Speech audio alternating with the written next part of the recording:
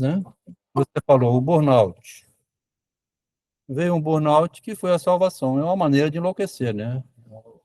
Burnout é um indício de loucura, né? Quer dizer, o burnout, você vê. O nome burnout, né, que é queimar, né? O pensamento queimando e ferrando com o corpo, é um problema psicológico, então, é uma manifestação do louco, né? Da loucura quase, porque a outra forma seria escapar da realidade. Aí você talvez não volta mais. Quem viu o filme aqui, né, que a gente botou da vez passada, esse aqui que tem essa imagem,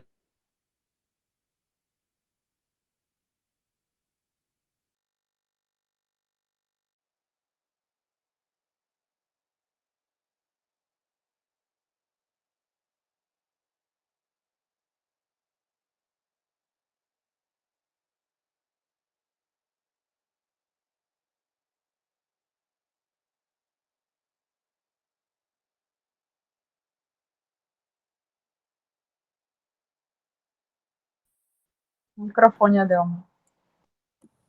vamos ver quantas vezes que o meu computadorzinho aqui vai me dar um presente aqui de sair do ar, né?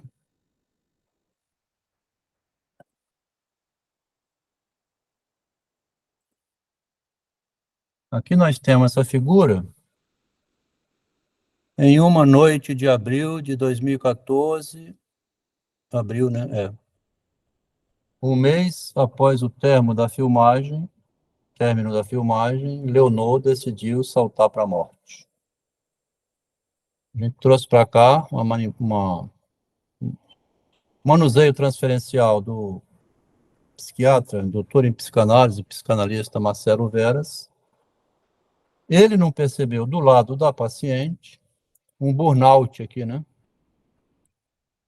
Quando a Leonor saltou da janela do apartamento dela, pouco antes do filme, o documentário ia público, onde ela seria vista transitando em Salvador como uma esquizofrênica que não falava coisa com coisa dentro do Hospital Juliano Moreira. Bom, o Freud, então, junto com Jung, né, no início da psicanálise, nós estamos estudando, eles estão antes do narcisismo, eles não sabem que o drama humano é da imagem, né, do eu sobre mim mesmo, eles não sabem, até aqui, não tinham levado em consideração, vamos falar assim, né, que é um problema que o paciente também não quer falar, confidenciar os seus crimes. Aí, em 1917, ele publica um artigo, Freud, chamado Uma Dificuldade no Caminho da Psicanálise, e essa dificuldade é o próprio eu. O próprio eu é cego, né? Quando vai dirigindo o corpo físico na realidade, devido às ambições, né? Devido às responsabilidades, desejo de ser maior que o outro, né? Malombrando, depois de ter muito sucesso como ator, né? Porque não tem nada mais narcísico do que um artista, né? Cazuza, e outros muitos que enlouquecem. Como disse aqui o Eduardo da última vez, o Raul Seixas foi usando lá o produto químico até a loucura. A pessoa não percebe que o eu, né, vai conduzindo o corpo, muitas vezes numa busca de prazer, de sucesso, ou que seja na droga, ou onde quer que seja, no álcool, né? O mal-estar na cultura de 1930, né, do Freud. Então, o eu, o Tim Maia também, né? O eu tem dificuldade de gerenciar o seu próprio organismo físico na existência, na realidade, e essa dificuldade de gerenciamento pode levar ele a iludir-se ao ponto de fazer coisas que vai levar à loucura. Aqui vão ler um pedacinho do discurso do método, enquanto a gente vai esquentando, né? Ao contrário, aqui o Descartes está comentando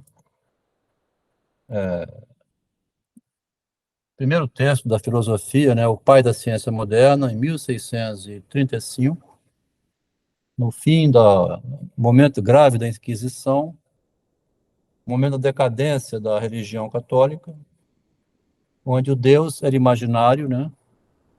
E queria que a verdade, defendida pela Santa Inquisição, de que a Terra, o sistema fosse geocêntrico e não heliocêntrico. De um lado, então, os juristas, né, apoiados em argumento de Deus, querendo impedir o avanço da ciência, e o Descartes inventa um outro Deus aqui, né? Deve ter um Deus inteligente que permite as descobertas científicas sem ser morto, preso e condenado. O Discurso do Método foi publicado no instante que em Galileu estava recolhido à prisão domiciliar, e o Descartes tinha descoberto uma outra maneira, pela geometria ótica, né? Jogo de espelhos, de mostrar a sombra que tem na Terra como sendo consequência do giro dela em torno do Sol, etc, etc. Mas ele não podia publicar porque ele estava com medo de ser preso. Aí ele inventou um artifício aqui, que chama metafísica, né? Mas o que me importa aqui é, ele está responsabilizando-se pelo que ele vai dizer,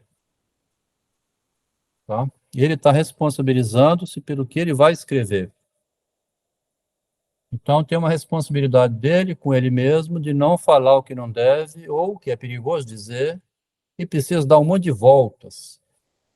Então, ele vai dizer que a razão surge na gente também por acidente. Ele faz descobertas psicológicas no discurso do método, que a psicanálise, por questão territorial, religiosa, etc., também, né? A psicanálise quer defender o território dela lá, diz que a filosofia não é psicanálise, não é psicologia, não sei o que mais, etc., mas é pensamento inteligente. Vamos ver, ao contrário, o acidente, né, é uma qualidade que não pertence necessariamente a um ser. O acidente não está em mim, né? Para definir as espécies, considera-se a forma, ao passo que, para caracterizar os indivíduos, convém levar em conta, além da forma, a forma é a linguagem, né?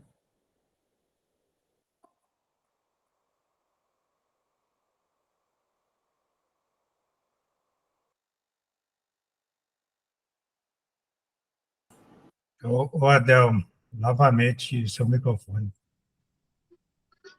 Boa noite, galera. Boa noite, Freud. Para definir as espécies, considera-se a forma, ao passo que, para definir, caracterizar o indivíduo, convém levar em conta, além da forma, os acidentes. Estes diferem de um indivíduo para outro, enquanto a forma deles continua a mesma, né? A gente viu lá no livrinho de adolescente do Freud, que ele fala assim, engraçado, um corpo de um norueguês é igualzinho um corpo de como médico, né? De um alemão, né? Os corpos são iguais, quanto à forma são os mesmos. Vai dar um salto aqui dizendo, fui alimentado com as letras desde a minha infância. Aquilo é muito Machado de Assis, tá? Vivia na biblioteca desde cedo. E por me terem persuadido de que, por meio delas, das letras, podia-se adquirir um conhecimento claro e seguro de tudo que é útil à vida, tinha um imenso desejo em aprendê-las. Tirei alguns parágrafos só. A leitura de todos os bons livros é como uma conversa com as pessoas mais ilustres dos séculos passados. O Machado, com 20 anos de idade, publicou um textinho chamado Os Imortais.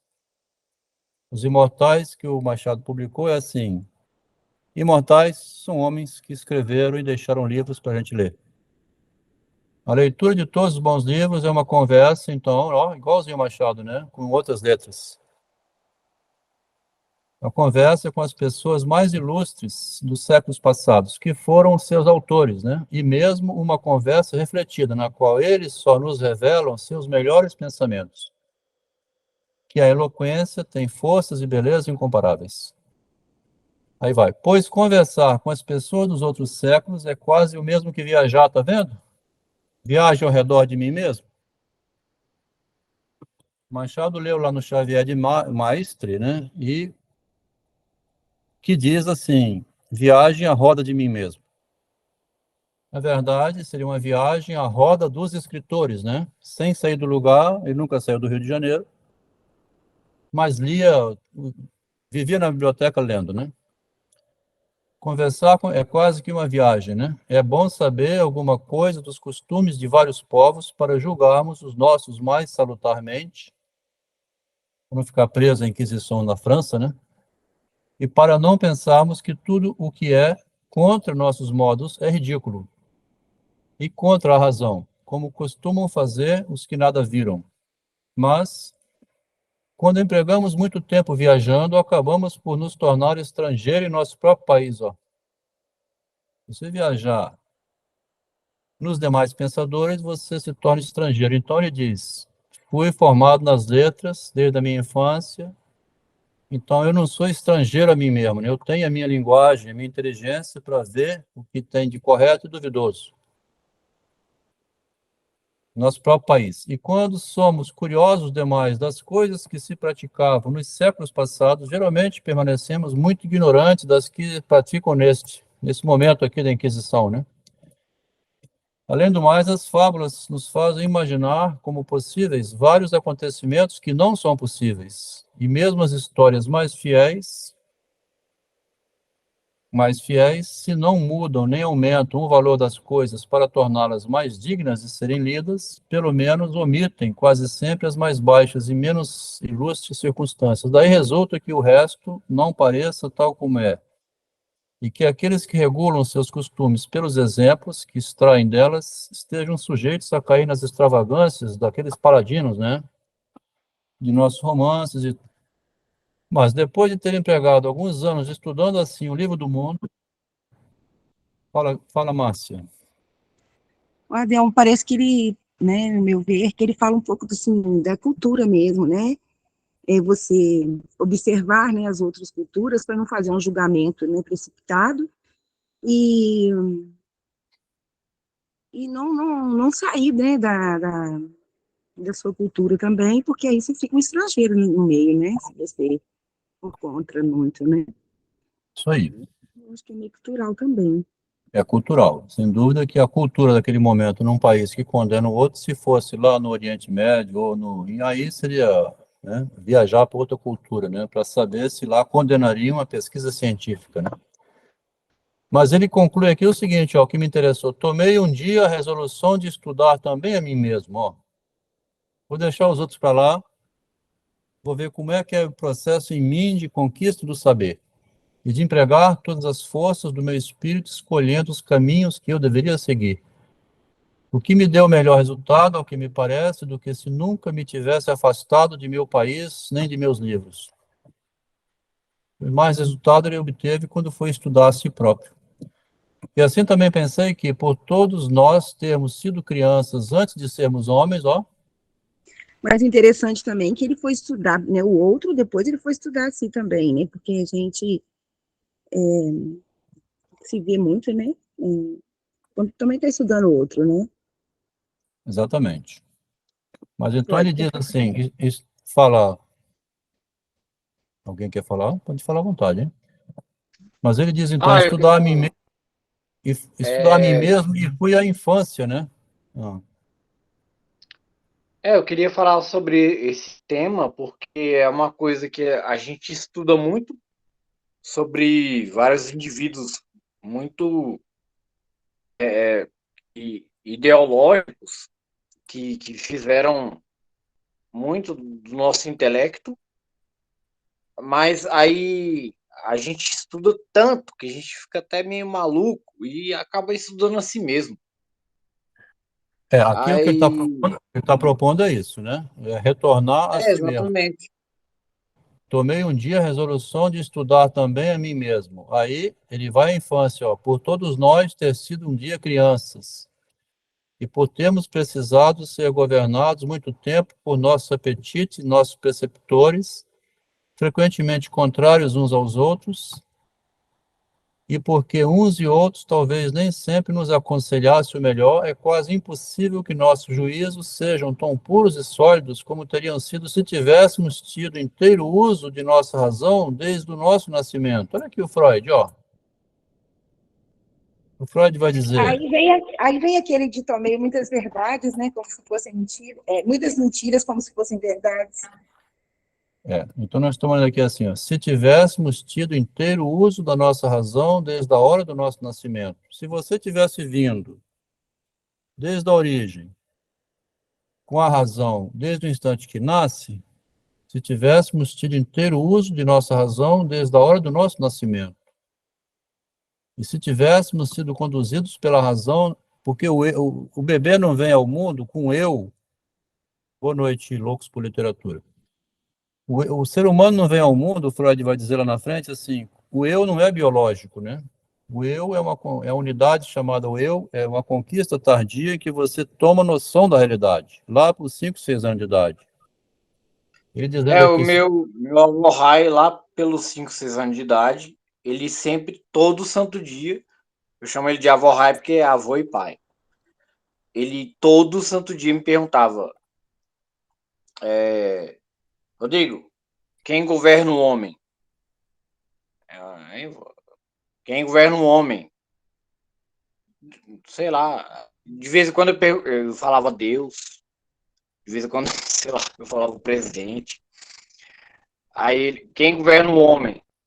Ele, quem governa o homem? Aí eu respondi, quem governa o homem é ele mesmo, a si mesmo. Aí. Então vamos começar hoje o número 12, né? A gente deu um aquecimento aqui inicial, retomando aqui o Descartes, que ele então lembra um pouco o Machado de Assis, que a gente deveria depois reler talvez o Discurso do Método, que já foi lido uma vez, e a cada vez que lê, aprende coisa diferente. Hoje o 12º encontro, na carta 100J, de 26 de junho de 1908. Caro professor Freud, agradeço de todo o coração sua última carta. Houve novas complicações no caso Gross. Gross é um médico, né? Internado lá no Burgos como um problema mental. Segundo o último informe de Frau, a esposa dele, doutora Gross, a meu chefe, as atitudes de Gross, no momento, são realmente atitudes de um paranoico. Declarou ele, por exemplo, que não podia continuar no hotel dele em Zurique porque notara que alguns homens no andar de cima estavam a espionar-lhe o estado mental. A gente leu aqui no encontro passado que quem estava espionando o estado mental dele era o Jung, né? Tá? Parece que eu ia falar que instaurou a paranoia foi Jung nele, né? Ou piorou, né? Ou piorou. Vai o Rogério aqui, por exemplo, eu, a Juliana, tem um problema psiquiátrico, uma dúvida com relação à realidade, alguma psicose, alguma dúvida feroz. Aí você vai lá no Jung, o Jung começa a fustigar na sua cabeça, você se sente a chave de fenda, assim, né? Abrindo o próprio pensamento. Então ele fala, no andar de cima, ó, notara que alguns homens no andar de cima estavam a espionar o estado mental do Gross. O apartamento em Munique, onde ouviu uma voz gritando na rua, o doutor está em casa? Ah. Vamos fugir desse doutor, né? Porque se ele estiver em casa, eu não vou ficar. Depois ouviu batida nas paredes e no andar de cima. Tal como antes, ele atormenta a esposa, o Gross, né? A pobre mulher acha-se provavelmente a caminho de um colapso. Embora tenha traços admiráveis, é uma dessas pessoas que preferem ser feridas a escutar a razão. Olha aqui. Rapaz, você continuar nesse caminho, vai quebrar a cara, mas você não escuta, né? A mãe do Cazuza reclamou muito, assim, mas a responsabilidade estava do lado do Cazuza também, né? Então, prefere a ferida do que escutar a razão. Que frase bonita, né? Você preferir a ferida do que escutar a razão. Olha só se pode. Como é que você vai preferir a ferida e não ouvir a razão? É porque tem que passar pela experiência, né? Só vai adquirir a razão quando passar pela experiência, né? Se é que vai adquirir também, às vezes nem adquire. Quer ligar a essa ação sintomática, ao que parece, todo o seu destino.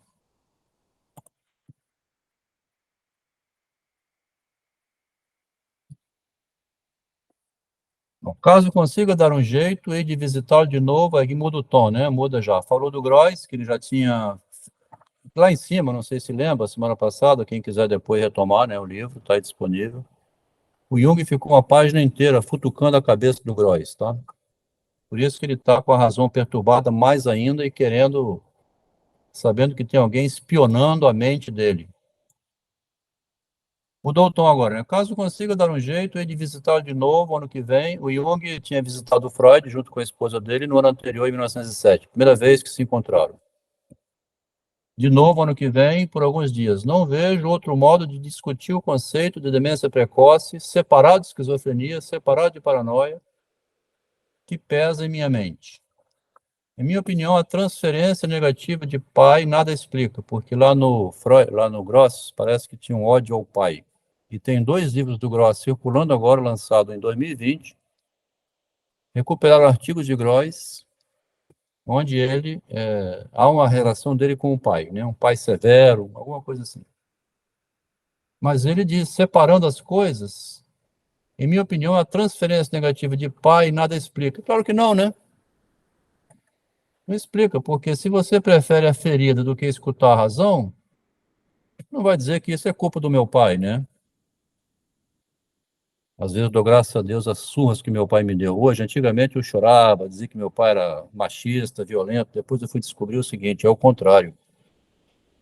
O inferno que eu fazia, incendiava o quintal do vizinho, queria ver o fogo pegar no quintal do outro, furava pneu de carro e via o carro depois com dificuldade de sair do lugar, denunciava para o meu pai, ele me dava uma surra. Se meu pai não mostrasse a lei, talvez eu hoje fosse um delinquente, eu tivesse uma prisão. Então, reclamar do pai, que hoje é mania, né? Eu devo agradecer, porque se não fosse ele, talvez eu tivesse preso, né? Ele me dava uma surra, me trancava, falava assim, vai de novo que você apanha, hein? Porque a gente quer testar a realidade, né? Para ver até onde vai, né? Isso aqui, ó, prefere as feridas a ter que escutar a razão, né? Você não escuta o pai falar, você vai apanhar para ver se aprende, né? Então, a transferência ao pai, o Jung, pelo menos, diz assim, eu não acho que seja isso. Não, primeiro, por não ser absoluto no caso de Groys, e depois por termos exatamente o oposto em quase todos os outros casos de demência precoce. Quer dizer, é o oposto de ter um pai rigoroso. É solto demais.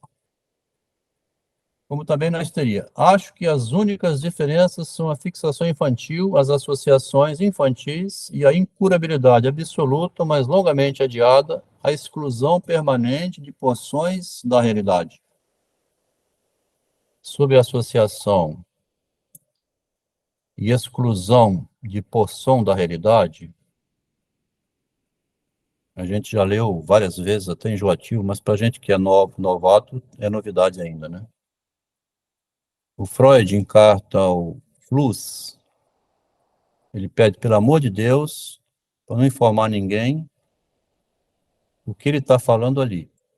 Aí ele fala, em privado, a gente fala a verdade sem dissimulação, mas em público, somente aquelas frases lindas que ninguém entende nada. Aí, em público é só sublimação. Tudo bem, amigo? Tudo bem? E aí, como é que foi o dia hoje? Foi ótimo, você sabe que tá uma merda, né? Então, as associações, elas ficam prejudicadas porque tem que haver uma exclusão de porções substanciais da realidade. Você não pode falar tudo, né? Ah, eu odeio isso. Você Todo dia, não eu pode quando falar eu tudo. ando pela rua. Oi, desculpe interromper, sensei. O pessoal pergunta: e aí, Rodrigo, como é que você tá? Aí eu tô vivo. Você não pode falar mais do que isso. A gente não pode publicar um print de uma conversa privada, esclareceria muito melhor, né? Esse Adelmo, ele tá aí assim e tal, mas ó, deixa eu mostrar um print aqui que você vai entender o problema dele. Não tem que excluir porções da realidade nas associações, porque você não. Aí o cara fica sem entender. A grande descoberta do Freud foi as associações ficam travadas porque você é obrigado a ocultar o que não pode dizer. Como é que você vai dizer o que não pode ser dito? Eduardo, como é que você faz para falar o que não pode ser falado? Hein? Como é que você vai dizer o que não pode ser dito? Já fala o que não pode ser falado às vezes. O teu pai não falava contigo com olhar, Adelmo? Como? O olhar fala o que não pode ser dito. O meu pai falava comigo pelo olhar. O teu não falava contigo pelo olhar?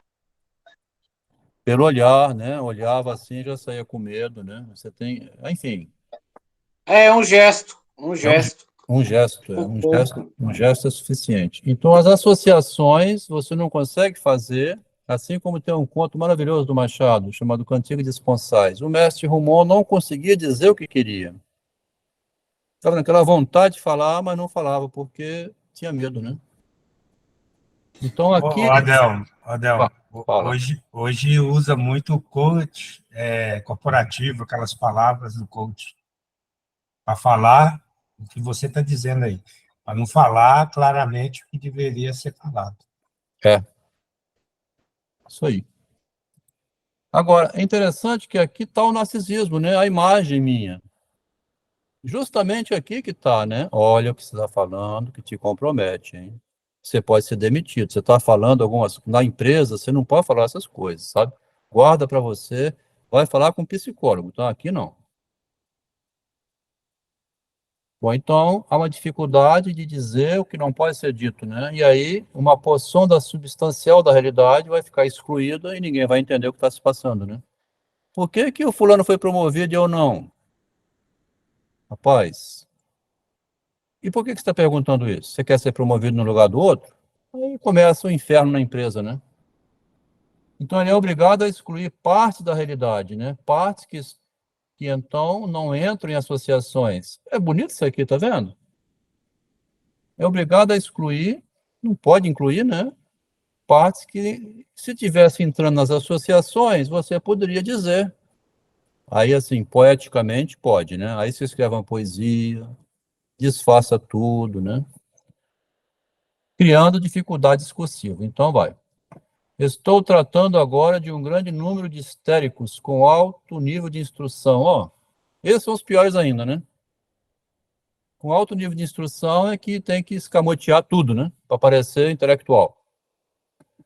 E chama Perigo cigano. histéricos com alto nível de instrução. E posso ver, nesses casos, a absoluta diferença entre a demência precoce e a histeria. Tem uma fronteira aqui que o Freud vai estar o tempo todo com Jung, né? Uma fronteira, né? Uma diferença que ele chama, né? A histeria é muito vizinha da demência precoce quando ela descamba, quando descamba, né? Limitando-me no mais a me surpreender com a profundidade de suas ideias. Corresponderia a meu desejo Sigróis voltasse a te procurar, Freud. Desta vez como paciente, e não porque lhe queira impor um episódio Grois. Impor um episódio Grois, né? Mas simplesmente a bem da comparação. Isso seria um benefício para a ciência. Aqui tem aquela história, psicanálise é ciência ou não é, né? A psicanálise é uma ciência para mim mesmo, quando eu descubro as merdas que eu faço, então eu fico inteligente, né? Ela passa a ser uma ciência para mim mesmo, né? Não vai ser para mais ninguém, mas pelo menos eu descobri o que eu fiz que me detonou. É evolutivo. Isso seria um benefício para a ciência de outras pessoas. Eu publicar meu caso clínico, né? Por exemplo, benefício para a ciência, pois com o problema da demência precoce, 9/10 dos problemas psiquiátricos seriam solucionados. É demais, né? A gente escutou domingo passado aqui a conversa do Arcelino, que entrou em demência precoce. Se você conseguisse localizar em que instante que você vai à loucura, 9/10, né? 90% dos problemas psiquiátricos seriam solucionados. Um lapso nessa frase, tom singular, aí ele joga, né? Provavelmente porque estou zangado pelo fato de o senhor ver meus esforços para solucionar o problema da demência precoce sob uma luz diferente. Aqui, como eu não sou obrigado a ficar rezando aqui por Freud, né? Por admiração absoluta, tudo a favor de Freud contra Jung, eu acho que esse ponto Jung estava corretíssimo, tá? Você é obrigado a parecer um demente precoce porque tem que esconder parte da realidade, e você acaba indo para o buraco por aí mesmo. Então, o Jung diz aqui, estou zangado pelo fato que você, Freud, vê nos meus esforços para solucionar o problema da demência precoce, você vê esses esforços sob uma luz diferente, que o Freud quer levar tudo para o lado do erotismo sexual primitivo, quando também tem o problema da imagem, né? Então, nesse ponto, Jung aqui não foi compreendido pelo Freud, né? Está reclamando que o Freud não aceita a tese dele de que a demência precoce não é somente questão erótica. É a dificuldade de falar o que não pode ser falado. Tá? Então, ele fala isso aqui, né? Um lapso nessa frase. Será que eu fiz um lapso aqui? O Jung vira paciente, né? Assim, um ato falho, né? Será que eu fiz um ato falho aqui?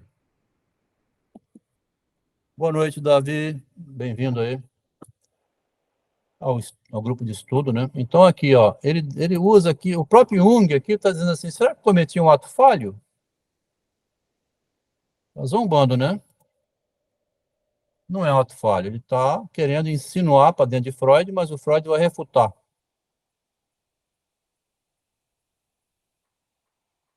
Aqui tem a velha passagem que já lemos várias vezes, não vou nem ler de novo, que é o caso do garotinho Plácido, né? Que tinha medo da lei. Mesmo assim, é bom repetir rapidamente. Quer ver? Aqui é o Adelminho, né? Com 5 anos de idade, o garotinho Plácido. Foi no quintal do vizinho, roubar fruta, meu pai deu uma bronca nele, né? Meu pai ralhou comigo.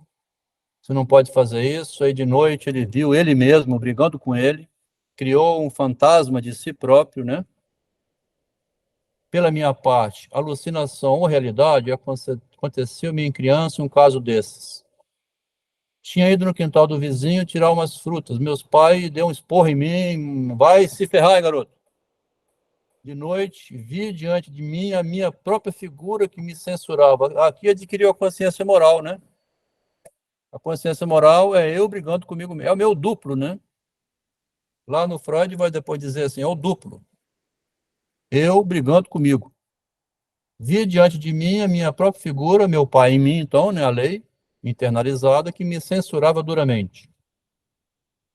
Durante alguns dias andei aterrado, com medo, né? Você fica assim, meu Deus do céu. Tudo era medo, medo de criança, é verdade e tal. Aí ele vai dizer que reflexo na vida adulta. Olha aqui o Machado de Assis sendo um psicanalista do Freud aqui, né?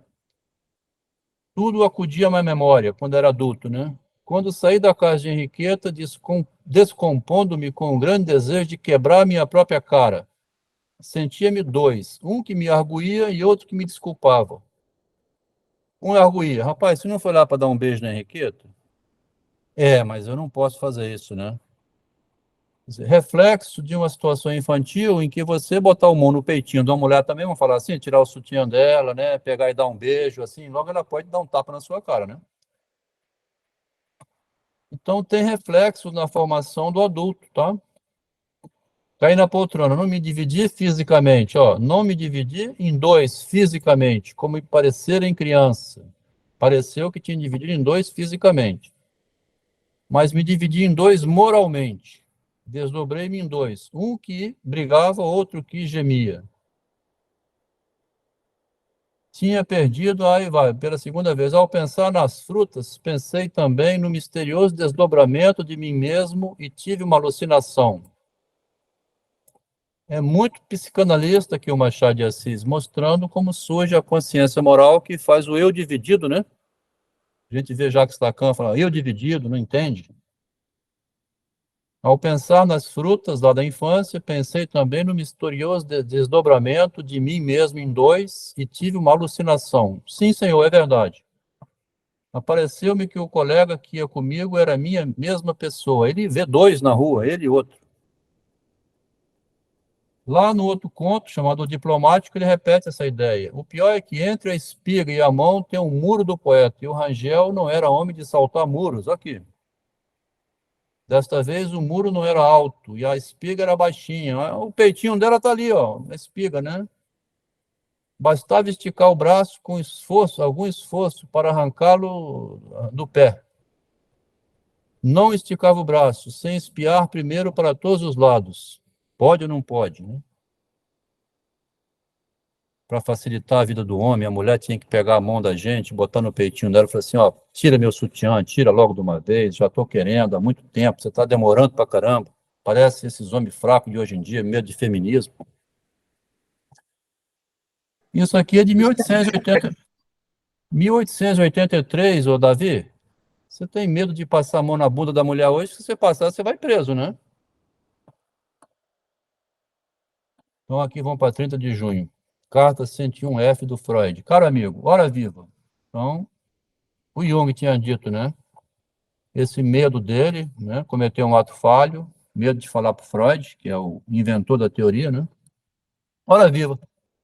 Estamos vivendo em séculos diferentes. Não estamos vivendo, né? Nós estamos aqui no mesmo século, né, Jung? Nem em continentes diferentes. Por que não nos juntarmos para discutir um assunto de tamanha importância para ambos? Aquela dúvida da demência precoce. Resta apenas saber qual a melhor ocasião e se eu devo ir vê-lo, ou o senhor a mim. Continua. Estarei em Berchtesgaden a partir de 15 de julho. Espero sentir-me suficientemente descansado em poucas semanas para pôr minhas ideias em ordem. Nosso colega Ferenc, lá de Bulgária, anunciou uma visita para 15 de agosto. O plano dele é fazer umas escaladas em B e então ir comigo até a Holanda, ainda não sei bem quando, depois de 1º de setembro. Temos aí uma primeira possibilidade, nenhum obstáculo, aí está negociando aqui uma data, né? Negociando uma data para rever, um quer ver o outro e conversar por carta assim também, né? Devia ser um porre, né? Você ficar escrevendo carta, né? Passemos ao trivial. Recebi há pouco o senhor Vogt, da Cristiânia, de alguns fascículos. Aqui estão negociando aqui a publicação das ideias deles, né, que são novidades na época. Citam considerável parte de nossa nova mitologia, né? No meio da carta, ele bota que a psicanálise é uma nova mitologia. É um saber mítico, né? Inventado pelo próprio Freud. Espero que com aprovação. Infelizmente, não entendo uma só palavra da língua de Ibsen, que é um dramaturgo norueguês. Dá a impressão de ser um manual, se o for, é da Noruega, que vem o primeiro condescender conosco. Então, a psicanálise começou a penetrar outros pensadores. A psicanálise como pensamento da intimidade das pessoas, né? Que a doença provém da intimidade, né? Já encarreguei o Abraham de sumariar a bibliografia vienense alemã. Eles estão fazendo sumários, né? Para publicar o que tem disponível até então em livros. Começou a vender livro, né? À exceção do material que é polêmico. Vamos evitar esse. Entendi o senhor dizer que esse último deveria ser tratado à parte. Estarei certo? O material polêmico é tratar à parte, né? Cristiane aqui é hoje Noruega, né? Está informando aqui e tal. O texto em questão estava no último versículo e as referências que fazia Freud eram de fato favoráveis. Esse Vogt, que cita, e o Abraham, né, que cita está referindo ao Vogt, número 3 aqui, né?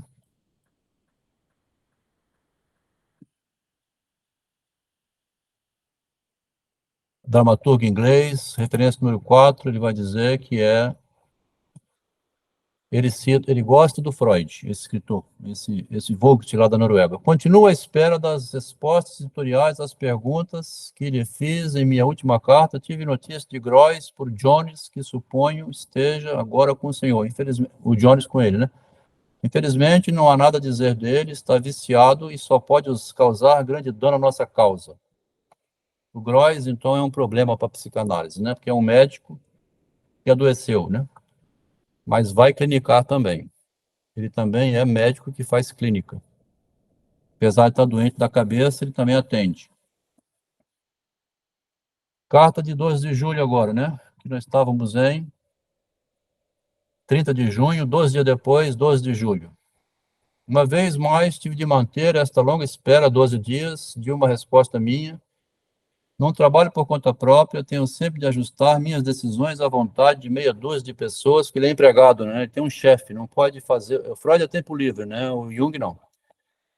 Em agosto, meu chefe é de sair por 4 semanas e durante esse tempo fico naturalmente preso à clínica. Ele substitui o Bloiler quando o Bloiler viaja, quando tira férias, né? Em setembro, 1 a 15 dias sai de férias. Estou negociando aqui um momento que pode se encontrar, muito ocupados, né? O verão foi extenuante, caso eu esteja de volta à clínica no fim de setembro, espero que meu chefe me libere da maioria das minhas obrigações. Por outro lado, não espero que não leve a mal um pequeno protesto contra o fato de esbanjar suas ideias em artigos, cedendo esses artigos a Hillsfield, ou Marcuse, ou Moll. Naturalmente, não tenho a pretensão de impedir que você faça isso, Freud, pois desconheço seus motivos. O Jung fica um pouco com ciúme que o Freud vai publicar os artigozinhos dele em todas as revistas, né? Tem 3 aqui que ele cita, né? Hillsfield, Marcuse e Moll. Não conheço, não sei por que você faz isso, Freud. Podia me dar todos para mim, né? Por difíceis que sejam, para a compreensão de um leigo, suas ideias têm uma continuidade de desenvolvimento lógico e creio que é de mau alvitre espalhá-las a esmo, sem distinção em terra boa e rochosa. Umas caem à beira do caminho e aí são espezinhadas, outras caem entre espinhos e os espinhos sufocam os seus textos, usa linguagem metafórica. Pode dizer, você ficar publicando nesses jornaizinhos aí, é gente que não entende. Mas o Freud não queria isso, ele fazia igual eu faço, né? Eu jogo meus textos para cá e para lá, alguns recolhem, aparece de vez em quando gente nova, deixa eu até ver aqui. Tem uns malucos que vão lá ler o que escrevo e acabam entrando no grupo. Tem o Felipe hoje, né? Felipe. Eduardo foi o último biruta que entrou aqui através dos textos, né? Felipe agora é um novato. Depois, se quiser se apresentar, Felipe, fica à vontade, hein? Então, o Freud ia fazendo isso também, né? Ia jogando, ó, uns caem à beira do caminho, o cara vai lá, o que é isso aqui? Quem é esse cara? Outros caem no meio dos espinhos. Os espinhos sufocam o texto, ó. Tá vendo? Linguagem metafórica, né? Espero, porém, que o Yearbook, né, o livro anual, venha a juntar todas as sementes disseminadas, ó, e assim dar um quadro fiel da construção que o senhor ergueu. Tá vendo aqui, Juliana? Juliana está acompanhando ainda? Tô aqui. Freud se inspirou na parábola do semeador, né? Judeu, é. Foi semeando ideias. Ele diz que tem que juntar tudo isso, fazer uma Bíblia, então, né? Semeador judeu faz uma Bíblia, né? Isaac, Jacó, Salomão, né? Todo mundo aqui, ó, nesse pedacinho, ó. Fazendo a Bíblia freudiana. Ficaria muito grato se me pudesse enviar a sua contribuição para o primeiro número no começo do inverno. Do primeiro número desse aqui, né? Vai surgir pela primeira vez na história da psicanálise um livro só de artigos psicanalíticos, né? Diferente dos livros de Freud, interpretação dos sonhos, né? Caso Dora, assim, casos clínicos de outros colaboradores. Espero que a de Binswanger, né, a colaboração dele já esteja a caminho, etc. Todo o meu tempo disponível na semana passada foi dedicado a um tal de Campbell, que o senhor também conhece, e tive grande trabalho para dispor a nosso favor, e assim contar com mais um homem que pode ser influente. Então, vai reunindo um grupo em torno dele, né? Dada a posição que ocupa em Nova York, esse Campbell de Nova York, não há grandes coisas a esperar dele, mas sim, talvez, uma boa ajuda nas pequenas coisas, não nas grandes. Jones é um enigma para mim. Aqui eles falam mal um do outro. Aquele negócio que falou lá em cima, Juliana, ó, que é bloqueio, né? Como é que eu vou falar o que não pode ser dito, né? Excluir uma porção da realidade. Aqui nas cartas privadas, não precisa excluir nada da realidade, né? Nas cartas privadas, eles falam aqui, ó, Jones é um enigma, ele é um filho de uma puta, um miserável. A dificuldade em compreender é tamanha que já cai no domínio do fantástico. Há nele mais do que o olhar divisa ou absolutamente não há nada. Seja como for, está longe de ser simples. Um mentiroso intelectual. Loucos por literatura aqui, ó, mentiroso intelectual, tá vendo? Você, mas vamos falar aqui em privado, ninguém ouviu, né? Um mentiroso intelectual, sem que haja nisso um julgamento moral, sem vergonha, né? Aqui no privado, no lado... Quando ele se denuncia, né? Aqui é o divã, esse aqui é o divã, né? No divã pode falar tudo. A Juliana, aquela não vale nada. Né? Aqui, ó, um mentiroso intelectual, sem que haja nisso, não tem julgamento moral nenhum, tá, Juliana? Desculpa. Trabalhado em muitas facetas pelas vicissitudes do destino e das circunstâncias. E o resultado qual é? Por um lado, muita adulação. Por outro, muito oportunismo. Então, ele é um adulador, um oportunista, né? A gente tem aqui 3 livros do Jones, tá? Cada um é adulador ao modo dele, né? Dei à minha paciente, Frau IB, o prazer de lhe escrever primeiro que ela se encontra aqui. Acho que há de estragar todos os planos com o passar do tempo. Essa Frau B vai aparecer mais na frente. Note bem, chegou um emissário da clínica de Tübingen. Eles estão inventando uma teoria e começa a espalhar, né? Aí o Freud está na cidade aqui agora, né? 18 de julho. Caro amigo, acho-me há alguns dias e rapidamente me recupero de todos os meus achaques. Aqui é o Freud escrevendo. Estou felicíssimo com a perspectiva de o ver e passar uns dias conversando. Naturalmente aceito as datas que sugere e hei de estar com o senhor em Zurique na segunda metade de setembro. Então já tem aqui uma época em que o Freud vai visitar Jung, né? E houve essa visita mesmo, a gente vai ver mais na frente. Espero que o encontre descansado, pois sei quão sobrecarregado andou e também não ignoro que Gross foi um peso terrível em seus ombros. Não fosse pela minha confiança em sua força e resignação, hesitaria em castigá-lo ainda mais com dias inteiros de discussão. E o que me dita essa ideia não é o sentimento da amizade, mas sim a consciência de que eu preciso do Senhor, de que o Senhor é indispensável. Isso aqui que nós estamos rastreando, né? Hoje eu joguei lá no grupo, para cada um dar uma olhadinha, um livro novo que saiu em 2023 agora, a Divergência, Freud e Jung. Me interessou em ler esse livro, adquirir e dar uma lida, né? Novinho. Eu não sei se a autora, né, vai ler a Divergência baseada em competição, rivalidade, né, de um com o outro, nessas brechas aqui, tá? Porque o Freud abre uma brecha aqui, ó. Aqui o Freud entrega o ouro, assim. Tem coisa que você, na relação com o outro, se, né, sendo mais habilidoso, você não vai dizer que o outro é imperdível, né? Senão ele começa a te cobrar caro por isso, né? Então aqui fala, a consciência de que eu preciso do Senhor e de que o Senhor é indispensável à causa, mais do que nunca depois da fundação desse livro. Isso aqui deve ter a cabeça do Jung deve ter ficado grande, né? Nossa, o Dr. Freud me considera. Em cima disso aqui, o Jung depois vai tirar proveito, né? É o príncipe herdeiro que vai tomar o lugar do pai, né? Aqui nesse lugar ideal, hei de levar a cabo o que se espera de mim, provavelmente, os 2 artigos para nosso periódico. Permita-me explicar a minha política em relação a Marcuse Hirschfeld, que tem uma política, né, de entregar os artigos. Creio que assim o senhor há de desistir de sua objeção. O estudo sobre a fobia do pequeno Herbert, pequeno Hans, né, um garotinho de 5 anos, deve ser complementado por um artigo sobre teorias sexuais infantis, um tema que, a meu ver, oferece a possibilidade de um importante passo à frente, por isso ele quer publicar nas outras revistas, né? Mas, de certo, não corresponde ao meu interesse, nem ao do próprio jornal, o livro, que eu sozinho o ocupe todo. Quanto a isso, estamos seguramente de acordo, preciso, por conseguinte, de outras vias, tá vendo? Está justificando por que ele busca outras revistas, né? Essas não... Então, primeiro ele elogia, né? Preciso de você demais, mas mesmo assim eu vou procurar outras revistas. Essas não podem determinar o destino final de meus artigos, como o senhor teme, pois são meras estações intermediárias.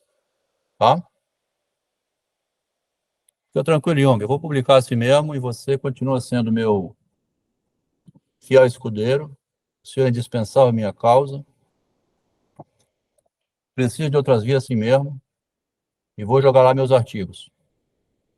Os textos curtos, tão logo se tenham acumulado em bom número, serão reunidos no segundo volume dos artigos sobre a teoria das neuroses. Isso já foi decidido com... Engraçado. Estou escrevendo artigos sobre a teoria da neurose do ser humano, do outro, né? Mas eles mesmos, nas confidências, mostram como é a neurose humana. Tá vendo? Que interessante.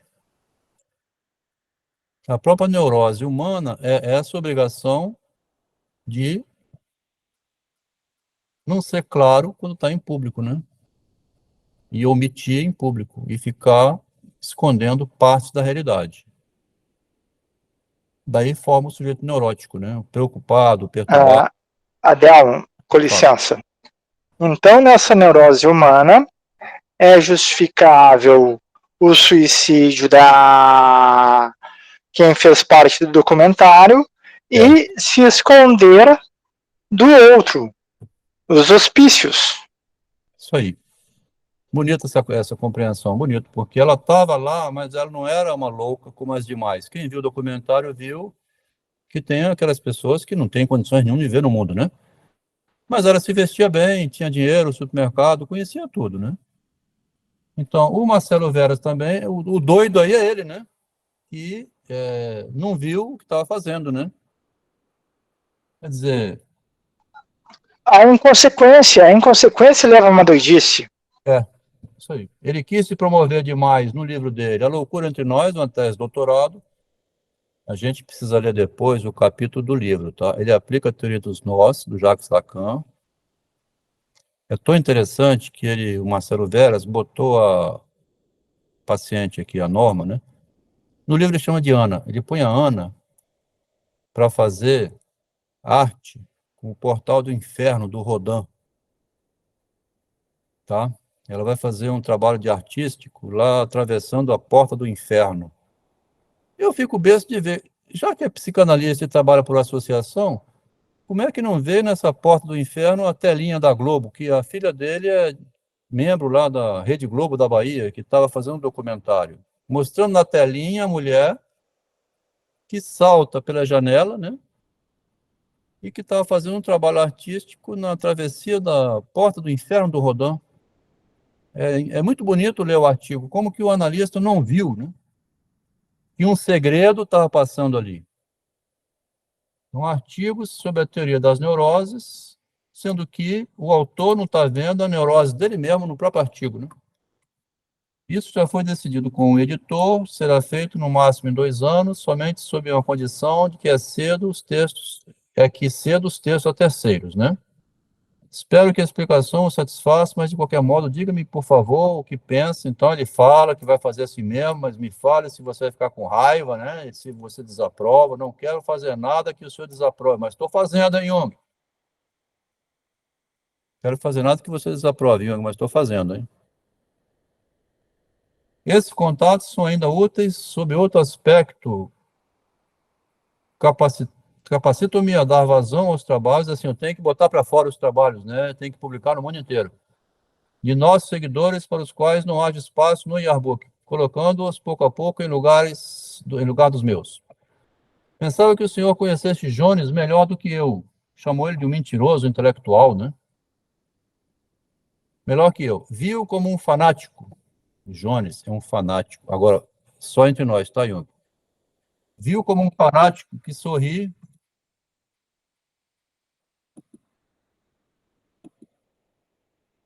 Como é que eu faço aqui?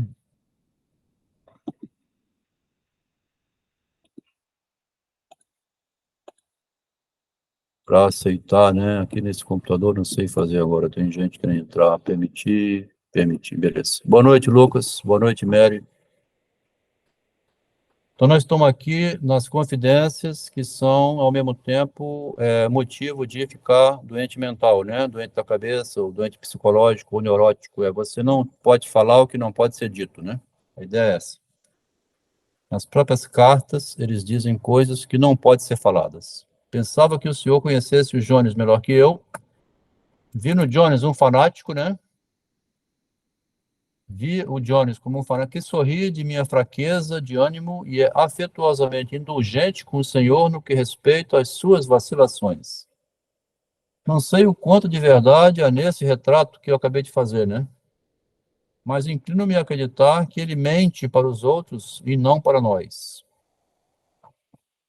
Falou aqui em cima que o Jones é um mentiroso. Jones é um mentiroso intelectual. Como ele é do grupo, o Freud vai salvar a pele dele. Ele mente sim, mas ele mente para os outros. Para nós ele não mente, não.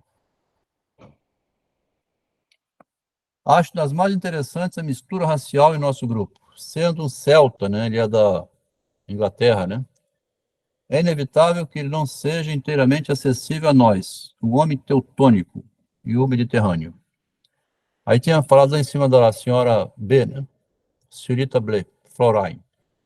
Não é apenas homossexual, ela também desperta homossexualidade nos outros. Olha só.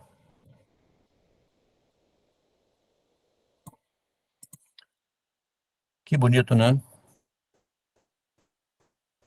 Aí você vai no médico, depois que você sai lá, o Rogério saiu, falou assim, aquele cara que saiu daqui, bicho, é completamente doido. Ô, doutor, por que você não falou na minha presença? Quer dizer, a neurose está aqui, ó, em que você fala do outro sem que o outro saiba, né? Os julgamentos morais, todos aqui nesse pacote inteiro aqui, né? A própria psicanálise é uma loucura interna, né? 5 de agosto, uma carta de Freud, seguindo, né? Caro amigo, segue anexo a fobia do pequeno Hans, trabalhei com afinco, mas nem por isso há de ter saído melhor. Está pronto, o livrinho do pequeno Hans é estudado aqui em Vitória, na UFS, é estudado lá na França, lá na Espanha, na Argentina, no México, no mundo inteiro, um artigo que o Freud escreveu em 1908, né? Trabalhei com afinco, mas nem por isso há de ter saído melhor. Está pronta para a gráfica, excetuando-se algumas pequenas alterações que podem ser feitas na prova, né?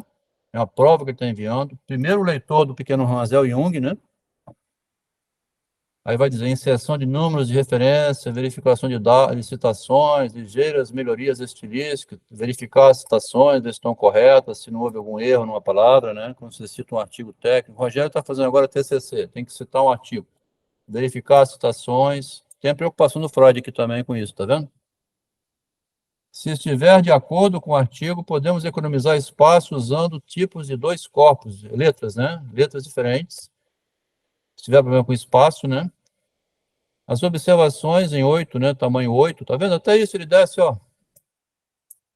Devido à imprensa de Gutenberg, né? Que vigorava, já tinha na época o tamanho de letra, né? Os comentários e todo o restante num tamanho maior. Curioso como o comentário da publicação do artigo vai até o tamanho da letra, né? Foi a isso que até agora dediquei minhas férias. E o senhor, como tem passado? Então, Jung, aqui, né, nessa carta, a gente vê que ele é o primeiro leitor. Eu não sabia disso. Eu, Adelmo, não sabia que Jung tinha sido o primeiro leitor das provas, né, do pequeno Hans. Boa noite, Gildemar. Então, hoje que a gente estuda o pequeno Hans, nos cursinhos de psicanálise, é bom saber que o Freud estava aqui submetendo a Jung considerações sobre, inclusive, o tamanho de letra, né? Por gentileza, né, pós-escrito, queira-me ter a bondade de acusar o recebimento. Você recebeu o pequeno Hans aí? Jung responde, 11 de agosto. Aqui é dia 5, né? 6 dias depois, Jung responde, caro Freud, recebi o seu manuscrito, né, do pequeno Hans, ontem, ao cair da noite, e apresso-me a agradecer por o ter enviado com tamanha rapidez. Hei de dar início à leitura assim que as circunstâncias o permitam. Grande é a minha ansiedade de aprender, pois grande é a necessidade que sinto de tomar contato com a sua maneira de tratar de cada caso isolado, tá vendo? É porque também a gente critica e também elogia misturado aqui, né?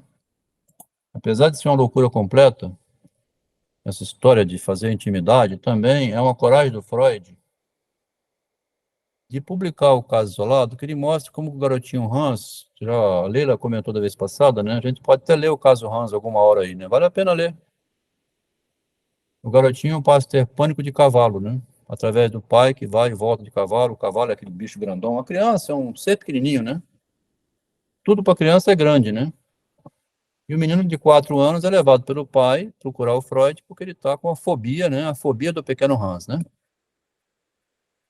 Então, Freud vê nesse sofrimento infantil uma coisa que no futuro, como o Machado lá em cima a gente viu, né? No Plácido, vê na formação infantil consequências para o adulto, né? Não tem como evitar também não, né? Sempre vai ter, mas é bom saber as origens, só isso. É inevitável que a gente passe por traumas a vida inteira para se formar, né? Mas é conveniente saber essas origens, porque você dá conta disso, né? Melhora um pouco, né? O que maior falta nos faz é material clínico, tá vendo? Porque são esses casos ficam escondidos, né? Né, Márcia? Tá vendo como é que ninguém publica, né? Esconde, né? Porque se souber que o garotinho tem medo de cavalo no futuro, vai ficar zombando. Um ser humano adulto é uma desgraça, né? Ah, você é aquele menininho que tinha medo de cavalo, né? Você é aquele garotinho que se mijava todo, viu um cavalo. Você não pode publicar isso, né? Quer dizer, a neurose humana está toda assim, travada justamente porque a intimidade, se for exposta, tem os zombadores que vão se aproveitar de você, né? Boa noite, Lucas. Nunca me satisfaço totalmente com o meu, sempre quero saber como evoluem os casos, porque é uma novidade para os médicos, né? Eles achavam que a doença era orgânica, né? Achavam que a fobia era uma coisa de um nervo interno na cabeça, não era um medo cultural, né? Adquirido culturalmente. É um ganho para a medicina saber que a doença não é, então, né, um rim defeituoso, né? E que a doença é psicológica. A grande descoberta do Freud está aqui, então, né? A doença é psicológica. O material clínico é precioso, é lamentável, porém, que as análises fiquem incompletas, bem como a igual frequência com que ele se esquece do conflito, a meu ver, muito mais importante que as desordens sexuais. Quem escreve aqui é o Jung, ó. Mais uma frase do Jung, que ele está mais correto que o Freud, tá? Esquece que é um conflito.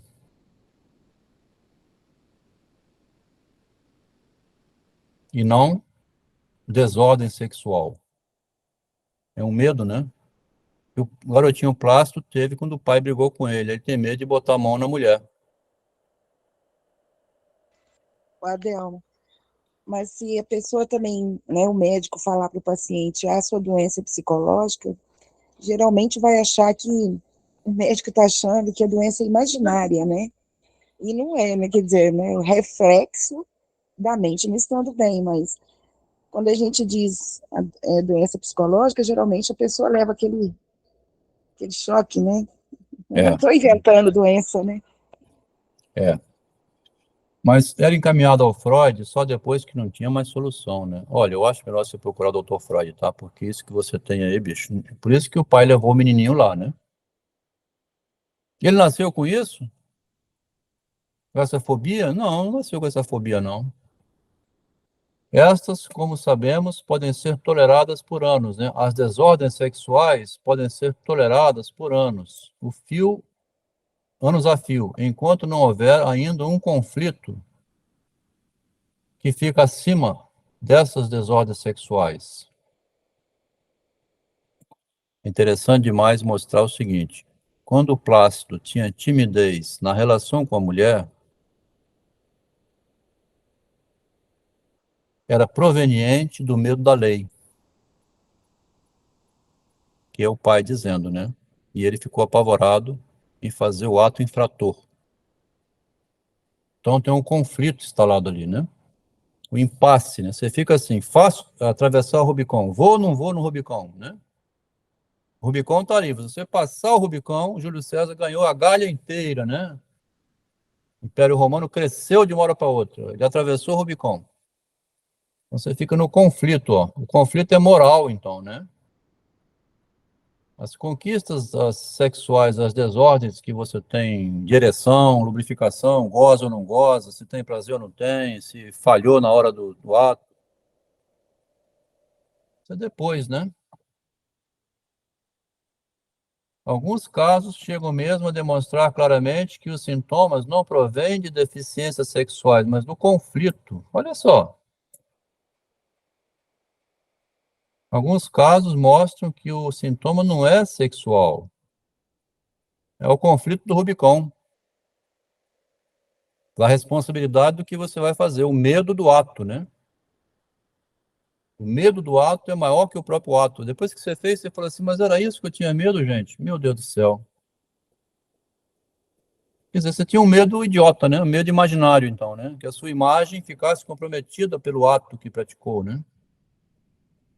Alguns casos, e principalmente no feminino, é um problema, porque a mulher tem tanto questão com a imagem, que ela fica se contendo muito e diz que a repressão é social, é sociedade patriarcal, é patriarcalismo. Não é nada disso. É uma questão interna dela com o mundo, né? Assim como também tem no homem, né?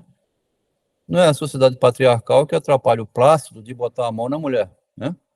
É o medo dele com ele mesmo.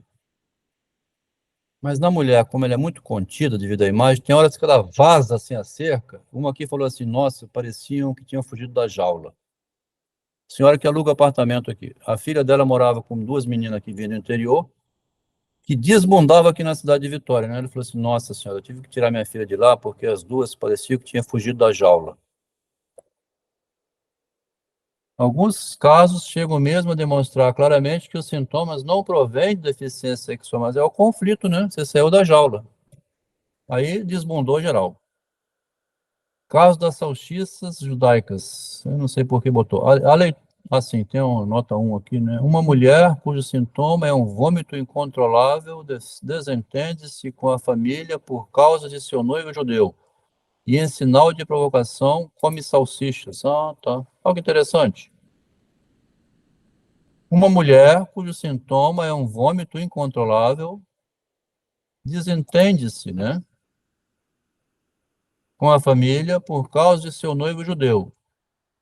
E em sinal de provocação, come salsichas judaicas.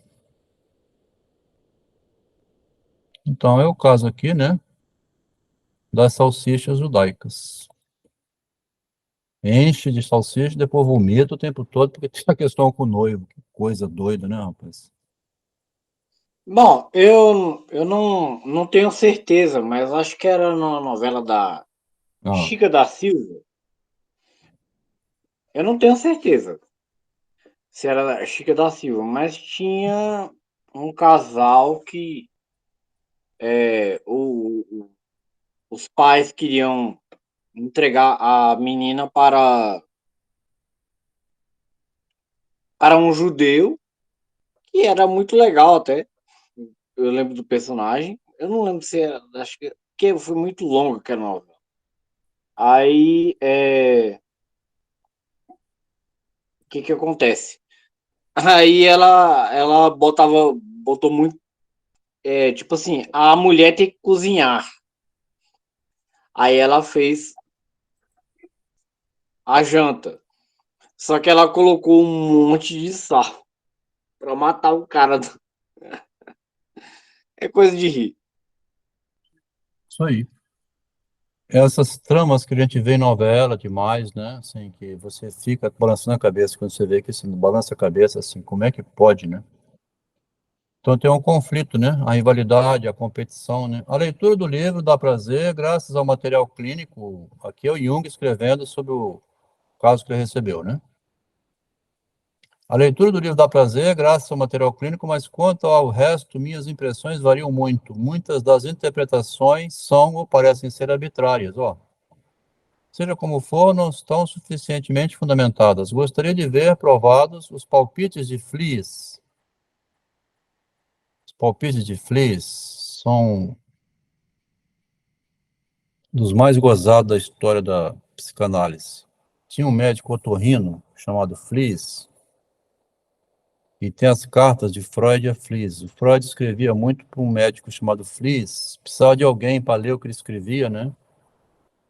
Steckel declara que a teoria da conexão entre os genitais e o nariz fora irrefutavelmente provada por Fliess.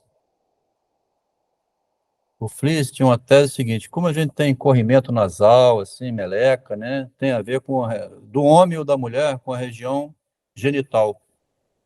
Uma conexão entre os genitais. O Fliess era otorrino, ele consertava nariz para cá e para lá. Dizia que eu tinha um problema com o nariz devido a problema sexual. Palpite de Fliess, né? Interpretações arbitrárias, tá vendo? A técnica de prova soa-me totalmente inadequada. De resto, não creio que as ideias de Fliess acrescentem algo de essencial ao livro de Steckel. Steckel cita o Fliess lá, para a teoria sexual, com o livro que tá... deveriam ter sido omitidas, né? Para que botou aquilo? Mesmo o diabo é forçado a transigir um pouco. Mesmo o diabo tem que transigir, tá vendo? Estou ansioso para saber como os críticos hão de reagir ao livro do Steckel, porque ele cita o Flies, né? Então prejudica a psicanálise, tá?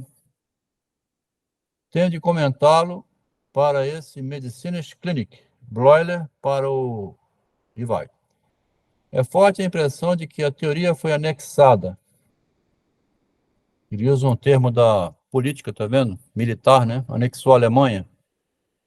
A teoria foi anexada ao longo de todo o livro, pois, na realidade, ela nunca permeia os casos. A concepção de histeria de angústia a que Steckel chega parece-me muito ampla.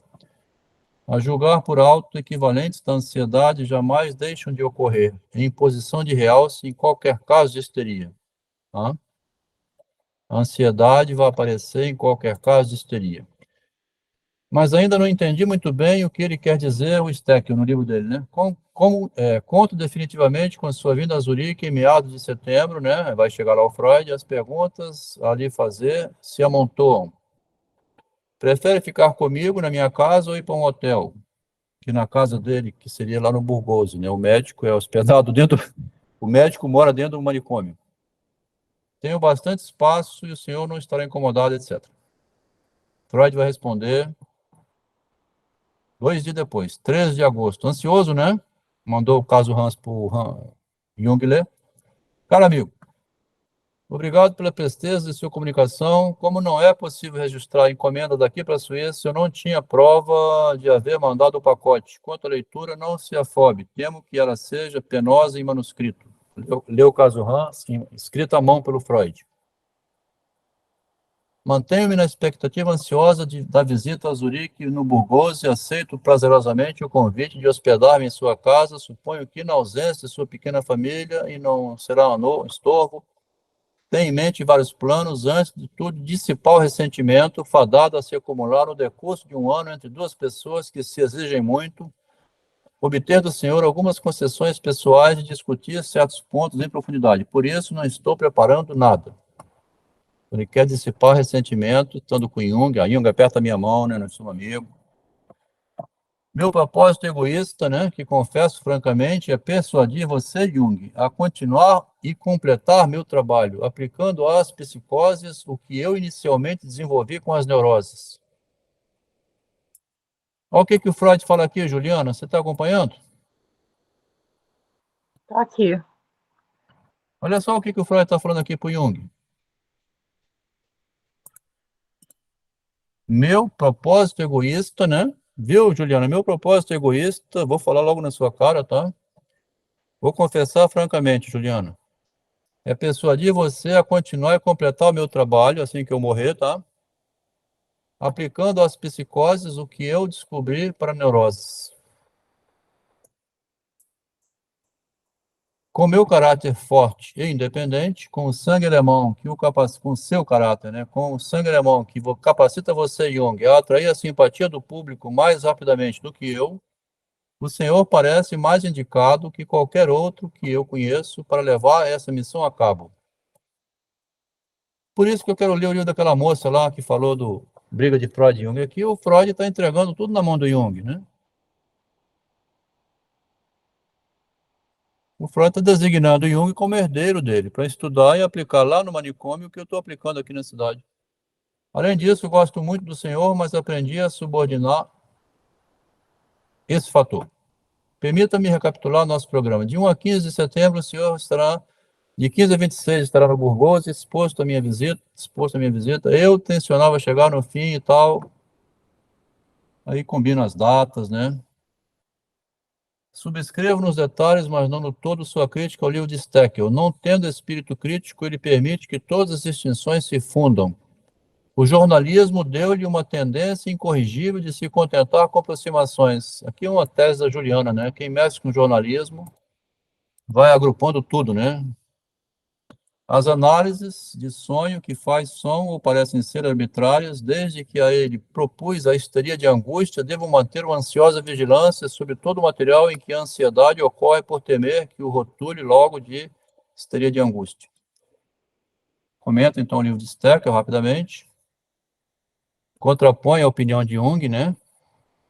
Que o Jung quer condenar o livro de Steckel, mas o Freud quer salvar. Deixa ele publicar, né? Nem que ele bote o Flies no meio, que é desaconselhável, mas ainda assim divulga, né, a psicanálise. A superficialidade não compromete a impressão geral. Ó. Os pontos essenciais estão todos corretos. Não há necessidade de complemento quando o que se deseja são resultados rápidos. A queda desse autor para a psicanálise, não. Ele tem uma queda pela psicanálise, né, o Steckel. Permite-lhe cometer impunemente erros que seriam mais perniciosos na obra que um homem menos talentoso. A aura de otimismo que paira sobre todo o trabalho, estamos sempre certos, todos os nossos achados se harmonizam, pode nos causar aversão, mas os clínicos não se importarão absolutamente com ela. Os clínicos acolhem muito bem as ilusões. Deixa ele escrever o que ele quiser, os clínicos acolhem as ilusões, vão achar que deu certo, não, tem, os casos que vão atender são outros, não são os mesmos. Espero assim que sua crítica não afugente o público, ó, de Bloller, que na realidade é haver-se uma forte ênfase no fator sexual. De certo, ele poderia ter omitido os palpites de Flies, né, de que o sexo tem a ver com o nariz.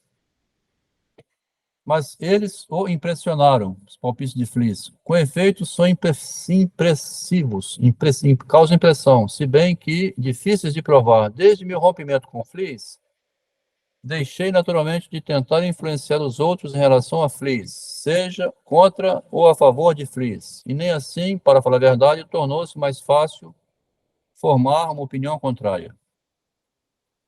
Sei que há muito que não se pode mudar as pessoas. Sei de há muito que não se pode mudar as pessoas, tá vendo?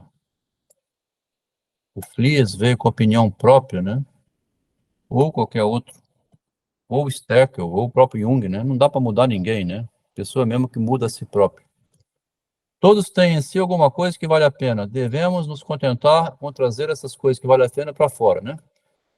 Recupero-me gradativamente dos estragos da lida desse último ano, mas minha vida à noite é ainda presa de uma atividade molesta. Foram-se minhas ideias dar pouco a pouco na mitologia e já começo a suspeitar que a neurose e o mito tenham uma essência comum. Aqui liga a neurose com mitologia. Ó. Jacques Lacan publicou um livrinho chamado O Mito Individual do Neurótico. A gente, como um ser humano neurótico... Meu pai queria escrever um livro da vida dele, por exemplo. É um mito, né? Mito individual, narrar mitologicamente o meu gesto heróico no mundo, né? Cada um é herói de sua própria tragédia, né? Essas frases. O MOL me pediu uma pequena colaboração para a prova, né? O Central Blatt, que é um jornal. Prometi algo sobre ataques histéricos. Obviamente, uma aplicação dos vislumbres ganhos em conexão com a interpretação dos sonhos. Nosso colega Ferenczi, lá da Bulgária, né, que tem grande encanto pessoal, está aqui no Berchtesgaden e vem frequentemente ver a gente, né? Costuma escalar montanhas com meus filhos. Bril parece andar muito ocupado com as traduções de Nova York, a gente já tinha visto isso, né? Tem um alemão que mora em Nova York traduzindo Freud para o inglês. Recebi as provas da segunda edição da interpretação dos sonhos, estudo será considerável nesse outono. Nossa demanda no mercado, ó. O mercado nosso está criando, então, né? Jung vai escrever para Freud 21 de agosto. É com grande impaciência, assim, alguma questão, alguma pergunta aqui, vamos ver os leitores. Nós estamos lendo, né, a origem da psicanálise, lá na construção dela. Ganha-se sempre em conhecer os caprichos do espírito humano, né? Quem conta um conto. Freud jogando com a vaidade de Jung em benefício da sua imortalidade. Isso aí. Felipe Correia. Boa noite, meus amigos. Para mim está sendo fantástica a experiência com vocês. Freud faz muitas das vezes uma identificação do espelho narcísico do outro, no qual identifica não apenas o que não é falado, mas a projeção no outro como espelho de si mesmo. Um bom comentário, né? Se alguém tiver interessado em lendo aqui os comentários, né, que aparecem no privado, aqui na área VIP, tem alguns bons comentários que vale a pena ser lido. Quer dizer, o Felipe, com um comentário interessante da projeção em espelho do Freud, né? A projeção em espelho que o Freud faz, Felipe, é uma característica humana, assim, que o Machado de Assis explora desde o início. Ele diz que a palavra é um espelho da mente, né? Nas palavras eu espelho o que eu estou pensando. E ao falar para fora uma palavra, eu estou dando uma mensagem do que eu penso. E o outro, se gostar daquilo, adota e vai embora com ela, né? Ou nega e abandona. Mas a linguagem espelha o que a gente pensa. Por isso também que a gente se cuida muito ao falar, né? Para não revelar coisas que não quer revelar, né? A linguagem é o espelho da alma, né? Então a linguagem não tem como, né? Quando eu estou falando de um caso, eu estou falando de mim também, né? Como é que eu interpreto esse caso, né? E alguém pode falar assim, nossa, você pensa isso? Quer dizer, você está, como médico, tratando alguém ou escutando as agruras do outro, né? E aí começa todo o dilema humano. Será que está certo comentar ou não, né? Caro Freud, Jung de novo, né? É com grande impaciência que aguardo sua visita, que o senhor, aqui nós estamos no final de agosto, daqui a pouco vai chegar setembro, Freud vai estar lá com Jung. É com grande impaciência que aguardo sua visita, que o senhor há de estender por vários dias, temos muito o que conversar, pode estar certo.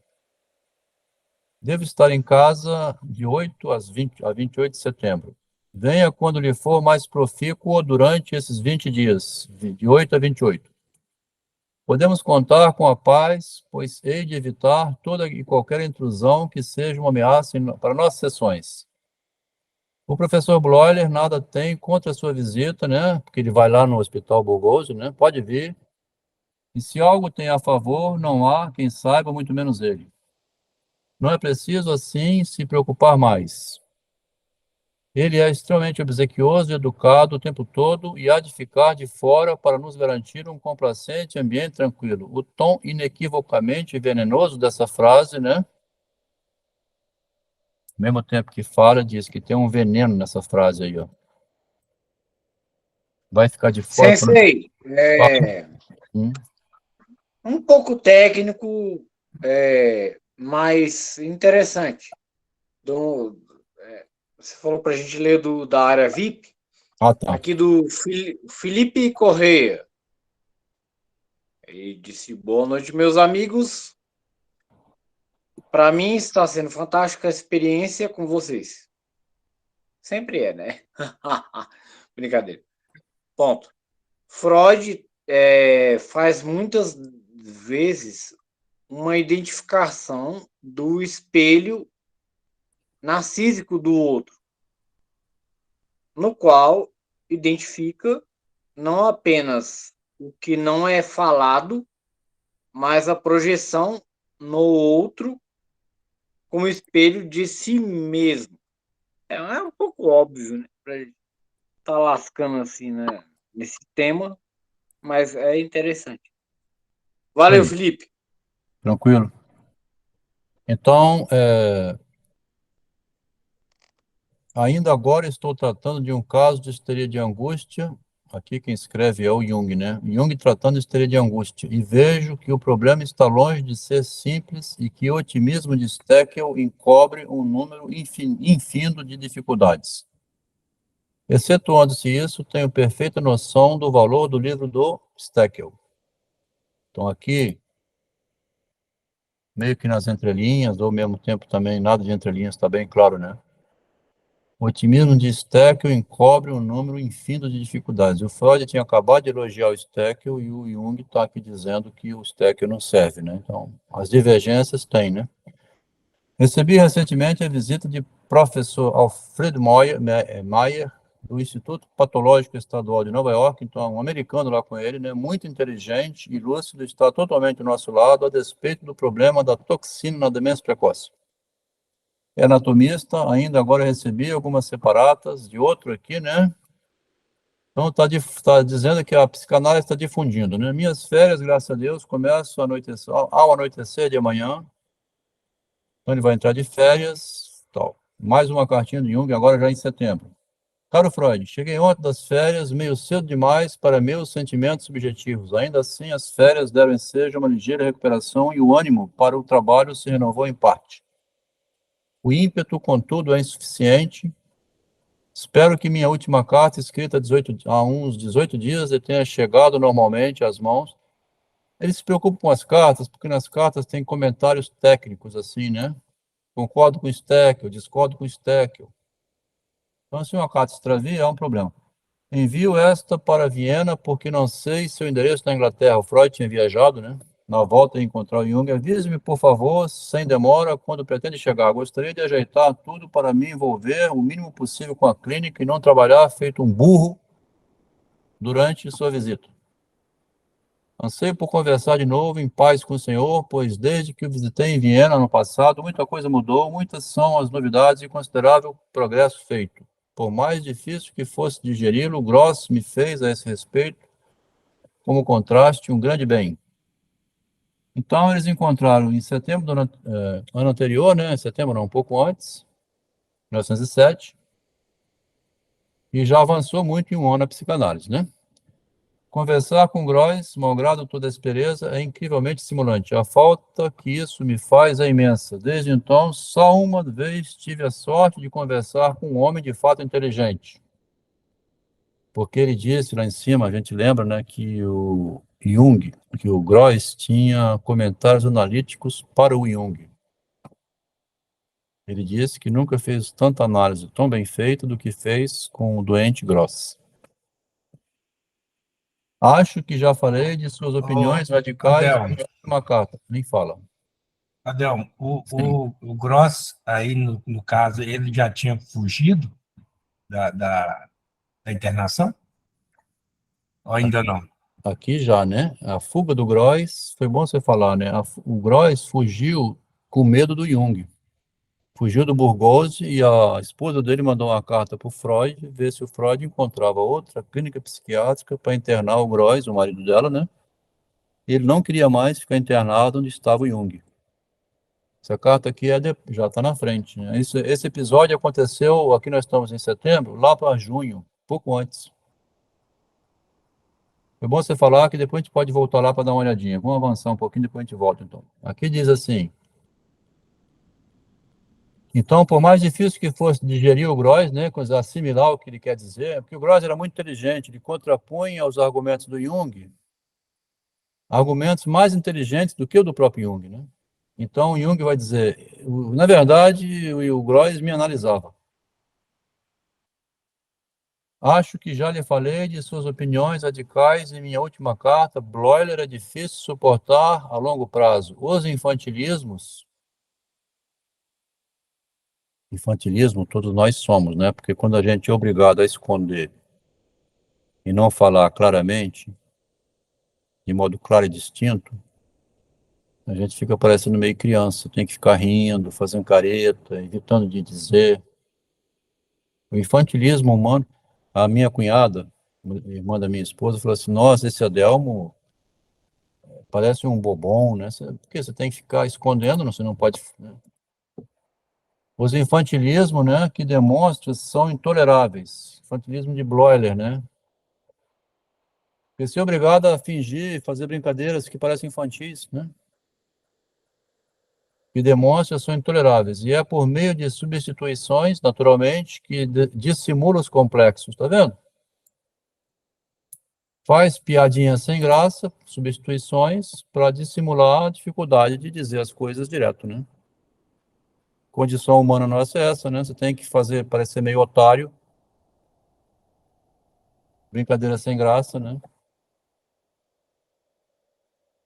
Ainda é penoso conversar com Bloiler, já que o ponho muito em dúvida quanto à sua boa vontade. Espero que a Inglaterra o brinde com um tempo bom e omnium rerum satietatem. Abundância de todas as coisas na Inglaterra, né? Falou em latim. Atenciosamente. Aqui vai dizer, então, o que publicou as cartas, né? O Maguire, né? Coloca um comentário dele no meio do livro, que não é carta de ninguém. Freud na Inglaterra e depois em Zurique. Aí vai escrever explicando, né? Enquanto Jung descansava sozinho num refúgio alpino ao sul do Aspenzell, cerca de 65 quilômetros a leste de Zurique, Freud partia de Berchtesgaden para a Inglaterra, 1º de setembro, viajando através da Holanda. Só uma vez havia estado na Inglaterra, no verão de 75, quando Jung nasceu, mesmo ano do nascimento de Jung, e não voltou a fazê-lo senão em 1938. 3 vezes, em 75, 1908 e 1938, na Inglaterra, o Freud, né? Freud passou uma semana visitando seu meio-irmão, Emmanuel e Philippe, em Manchester e Blackpool, e outros lugares. E outra semana ficou sozinho em Londres. A 15 de setembro, partiu com Emmanuel, vindo para Berlim, onde visitou a sua irmã Maria ou Mitzi, casada. Esteve em Zurique de 18 a 21 de setembro, hospedou-se no apartamento de Jung, no Burgosio. No hospital, Jung lhe mostrou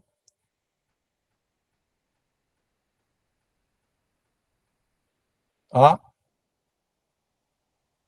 paciente, né, BST, que aparece citada nos livros. Freud seguiu, então, para a Itália e pronto. Final de setembro de 1908.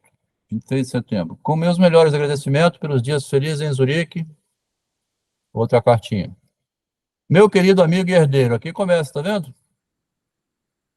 A linguagem bem fraternal, né? Saiu daquela cara doutor, né? Meu amigo, querido herdeiro, né? Meu Jung, meu filho herdeiro, vai aparecer. Os dias tão auspiciosos que juntos passamos em Zurique, né? Deixaram-me num excepcional bom humor. Diga-me, por favor, a sua esposa, diga para ela, né, que uma passagem da carta dela deu-me um prazer à parte. Sei que ainda está às voltas com suas obrigações militares e que eu devia deixá-lo em paz, mas já não tenho nenhuma desde que há pouco fiz uma observação. Ontem, um de meus pacientes, começa a mencionar um paciente dele. Aí fala, é um homem ansioso, um caso clássico, bem situado, agora no caminho da cura, muito inteligente, sob todos os aspectos, é o contrário da demência precoce, familiarizado com nossas publicações, então lê os artigos de Freud, saiu-se com a seguinte ideia, que ele mesmo logo classificou de ideia paranoide. Eu sou um corpo de oficiais. Tá? O paciente falou essa frase.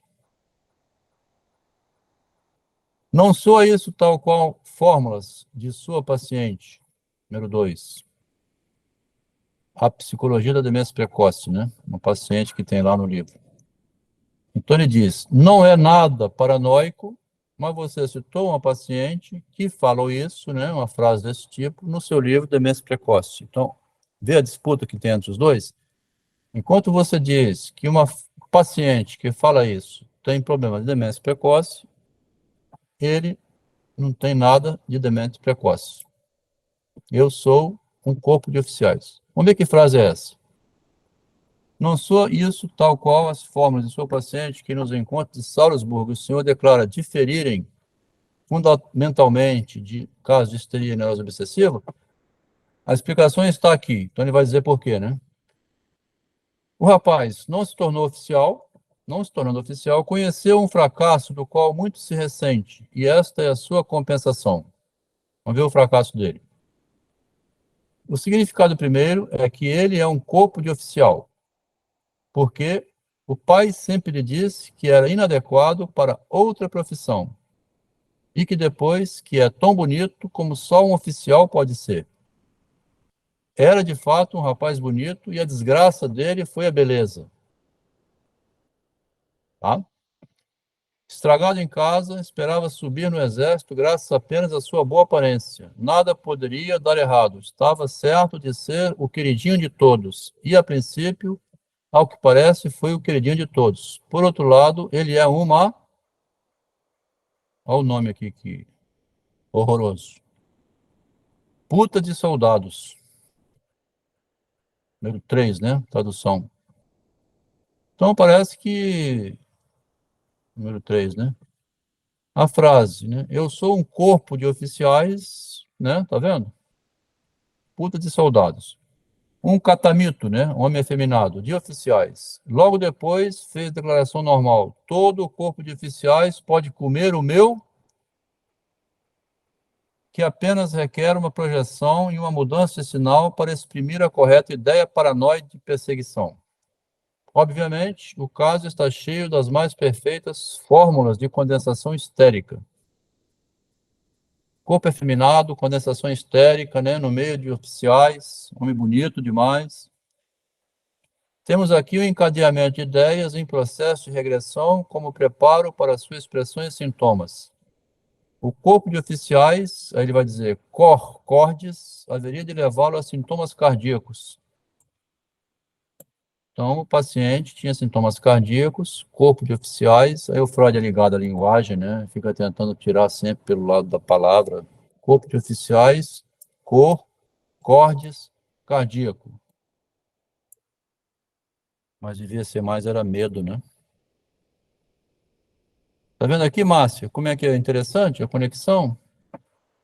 Ele tenta levar para o cardíaco algum problema que ele tinha no coração, batimento cardíaco, né? Alguma coisa maluca, né? Mas assim, também se, né? Viver lá no corpo de oficiais dessa maneira, né? Ele estava muito sujeito, né?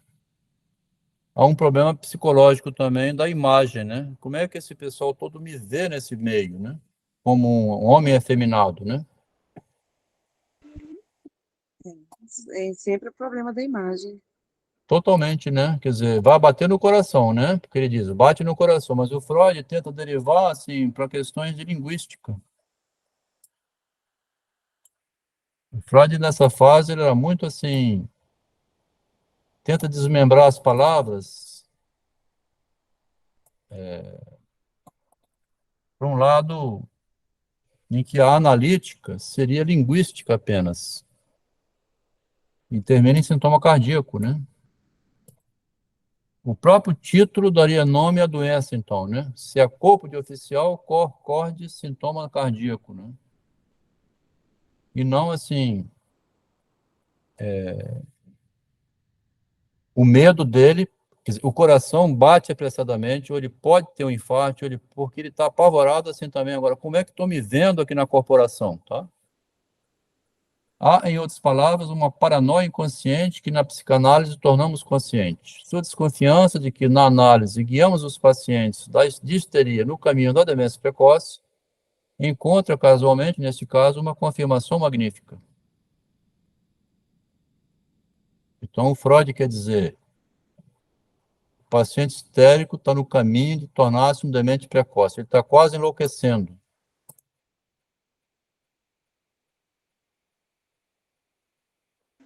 É porque também aí começa a prestar atenção, né, exagerada, né, perceber erroneamente, né, os sintomas e fica naquela paranoia, né? É isso aí. É igual quando tem um presidiário, né, na prisão, tem sempre quem chega de novo, novato, né, tem que ficar em função de mulher para os demais, essa loucura toda que tem que suportar, ver se tem cabeça para aguentar isso, né?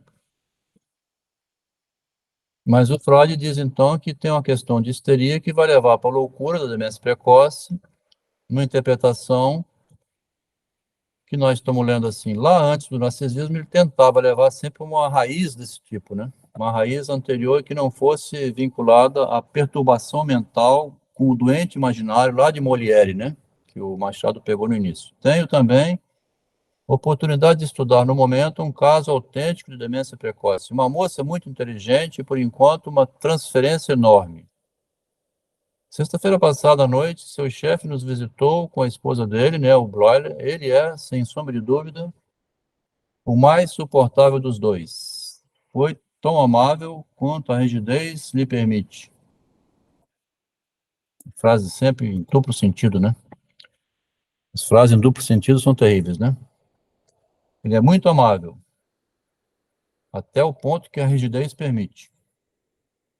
Pôs-se em defesa da sexualidade infantil, a qual há apenas 2 anos não compreendia. Defende uma coisa que não compreendia há pouco tempo. Ambos se precipitaram então sobre mim, insistindo para que eu substituísse, tirasse a palavra sexualidade, botasse no lugar dela autismo. Autismo é um vocábulo inventado pelo Bloiler, né? Se volta para si mesmo. Isso, no dizer deles, daria fim a toda a resistência, a todos os mal-entendidos. Tira essa palavra sexualidade, Freud, pelo amor de Deus. Falei de minha descrença no final assim, tão feliz. E eles se atrapalharam e não souberam propor um termo melhor. Recomende-me a sua esposa, etc. Vamos agora para terminar a carta, né? Terminar a leitura de hoje. 21 de outubro de 1908, a carta de Jung. A surpresa do pacote de livros foi naturalmente para minha mulher uma alegria imensa, porque o Jung estava de folga, né? Volta no final de outubro, aqui, 21 de outubro, é. E tinha na casa dele um pacote de livros enviado pelo Freud.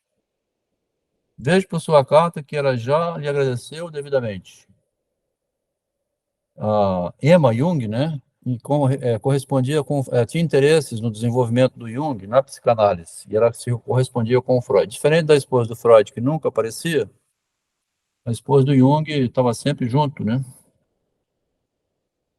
Estando em serviço militar, sou um correspondente ainda pior que antes, e assim, mais uma vez, o Senhor se antecipou a mim. Sua visita me fez um bem tão grande que já estou firmemente resolvido, caso as circunstâncias o permitam, a visitá-lo rapidamente em Viena, na primavera que vem, desde que não haja outras solicitações de seu tempo.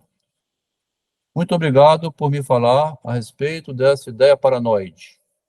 Nunca duvidei da possibilidade de que os produtos dessa espécie sejam psicogênicos na origem. Vendo? Ideia paranoide que tem origem na psicologia a gênese psicológica, né? Posto que costumeiramente também são também encontrados em pessoas normais. Apenas não ousara admitir que a substituição da realidade por tais produtos fosse também de origem psicológica. Tá vendo? Já tem em mãos os resumos de Abraham. O senhor chegou a vê-los? Meu chefe escreve que visitou o senhor, mas não entra em detalhes. O Freud tinha dito, né? Já conquistei a essa altura a animação para o trabalho e espero me dedicar todo a ele, não tão logo acabe meu serviço militar, 30 de outubro. Há, no entanto, 3 alunos que se mantêm à espreita como abutres. Terei de dar uma atenção especial ao homem de Tübingen. A última notícia de Gross é que sua esposa não quer se separar dele porque, supostamente, ele está em boa forma. A propósito, viu no Zukunft de o futuro de Harden, né? O jornal de futuro, né? O tipo de coisa que Gross anda escrevendo agora, se ele continuar assim, o resultado ainda pode ser bom. A família dele aceitou, por fim, meu diagnóstico, com grande alívio para a esposa dele. O Gross já estava recomposto, né? Voltando à realidade, já tinha um quadro. Olha o Sucunft aqui, ó. 10 de outubro de 1908. Publicou uma carta de Gross, então docente de psicopatologia em Graz. Professor docente, né? Sobre o caso dele. A garota fora mandada pelo pai para um hospital psiquiátrico, mas Gross sustentava que ela deveria ter sido psicanalizada. Vendo? Aqui o Gross já saiu da posição de paciente demente para de professor e atendendo gente que tinha algum problema psicológico. Na verdade, ele tinha problema com drogas, né? Com ópio e a cocaína, né? Exatamente. O tratamento no início era para alívio do vício, né? Não da parte psicológica. Mas é que é verdade. O vício que acabava mexendo com a mente, né? Então, ele suspendendo o vício, ele voltava ao normal. Isso aí. 8 de novembro de 1908. Estão virando o ano para 1909, né? Ano seguinte, o Freud vai viajar aos Estados Unidos, né? O movimento cresceu, já está grande. Convidado para dar palestra lá em uma semana, lá no Stanley Hall, né? Caro amigo, o trabalho é tanto que me tira o fôlego, e a isto somado a um acontecimento familiar que me tem impedido de escrever. Minha filha ficou noiva de um homem que ela mesma escolheu. Freud falando isso aqui, né? Minha filha escolheu o homem com quem ela quer casar. Para se casar daqui a uns meses. E os jovens estão fazendo uma confusão enorme. Espero que já não haja obstáculos a impedir o seu trabalho. quer em nosso pensamento, quer em nossa atividade, devemos fazer grande progresso no decorrer desse ano. Comecei a trabalhar no ensaio cujo título é Exposição Geral do Método da Psicanálise. Esse artigo nunca foi publicado. Aqui fala aqui embaixo, tá? Ver Jones, né? Para um relato do trabalho que Freud nesse projeto até 1910, quando ele se desfez do projeto, não publicou, em vez disso, Freud publicou aqueles artigos chamados Papers on Technique. Então, esse artigo não saiu, já diz tudo, mas vai indo muito devagar, atualmente só posso escrever aos domingos, sempre não mais que algumas páginas. Freud estava agora soberbado de trabalho, né? Seja como for, ele há de completar o segundo volume dos artigos de Deutsch, esse alemão que publica, né? Está disposto a publicar no jornal, o caso Dora, né? Deve reaparecer. O caso Dora de 1905 seria republicado. Um tal de Mr. Park, da Universidade da Colômbia, insiste absolutamente em ter um texto meu, talvez eu ofereça este, mas, como segundo escreve o nosso tradutor Bril, ele se opõe, em qualquer princípio, a mencionar sexo. Evitar falar de sexualidade. É bem provável que isso não dê em nada. Bril, meu tradutor, diz ainda que o senhor há de colaborar com o artigo e acrescenta que Morton Prince não se cansa de fazer advertências contra o nosso corrente. Não há muito o que dizer da onda de invectivas mais recentes. Os ataques de Forel visam principalmente o senhor Jung, né? Talvez por ignorância. O professor Meringer, de Graz, lapso de língua, anda a se exceder numa polêmica odiosa.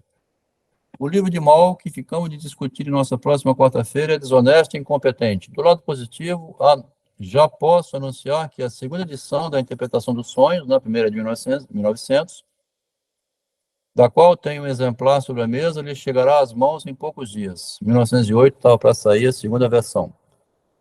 A senhora C me procurou realmente há algumas 2 semanas. A melhor está destinada a ser lenta. É um caso muito sério de neurose obsessiva. Se ela me deu preferência, foi porque Thomsen a predispôs contra mim.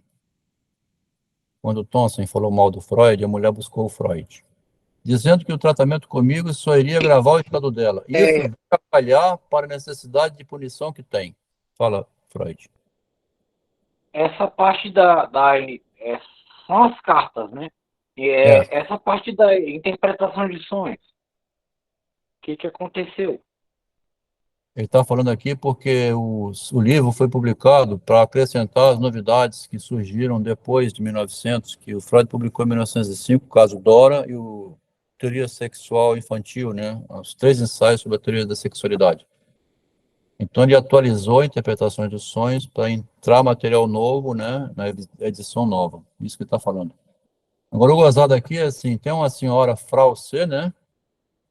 Se ela me deu preferência, foi porque o Thomsen a predispôs contra mim. Acho que você não devia ir no Freud, não. Pois é lá que eu vou. E foi no Freud. Isso veio a calhar a necessidade de punição que tem. Muito ansioso por notícias suas e do Burgoso, e faço votos de sua estimada esposa e vai embora. Vamos ler aqui o restinho da última carta, né, que termina aqui, será? 10 para as 10. Não vou ler, não. Vou deixar essa carta para a semana que vem. A gente para aqui hoje.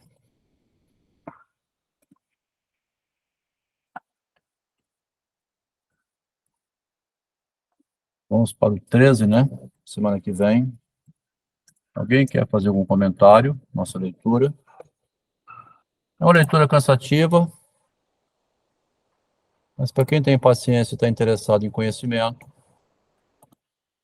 ver esse trabalho, como que eles estão numa luta enorme, né, para divulgar, conquistar adeptos, ampliar a ideia de que é preciso escutar a vida íntima das pessoas para descobrir nelas, como esse homem aqui, né, o mal, por triste que seja, a gente ficar lendo, assim, dá uma certa gastura, né, a gente lê um caso de homossexualidade, assim, onde o cara disse que era mulher, eu sou um corpo de oficiais, né, muito bonito, foi para o exército e serviu de mulher lá para os Quer dizer, como é que a intimidade está misturada com a doença cardíaca, né? Bom, Mulan.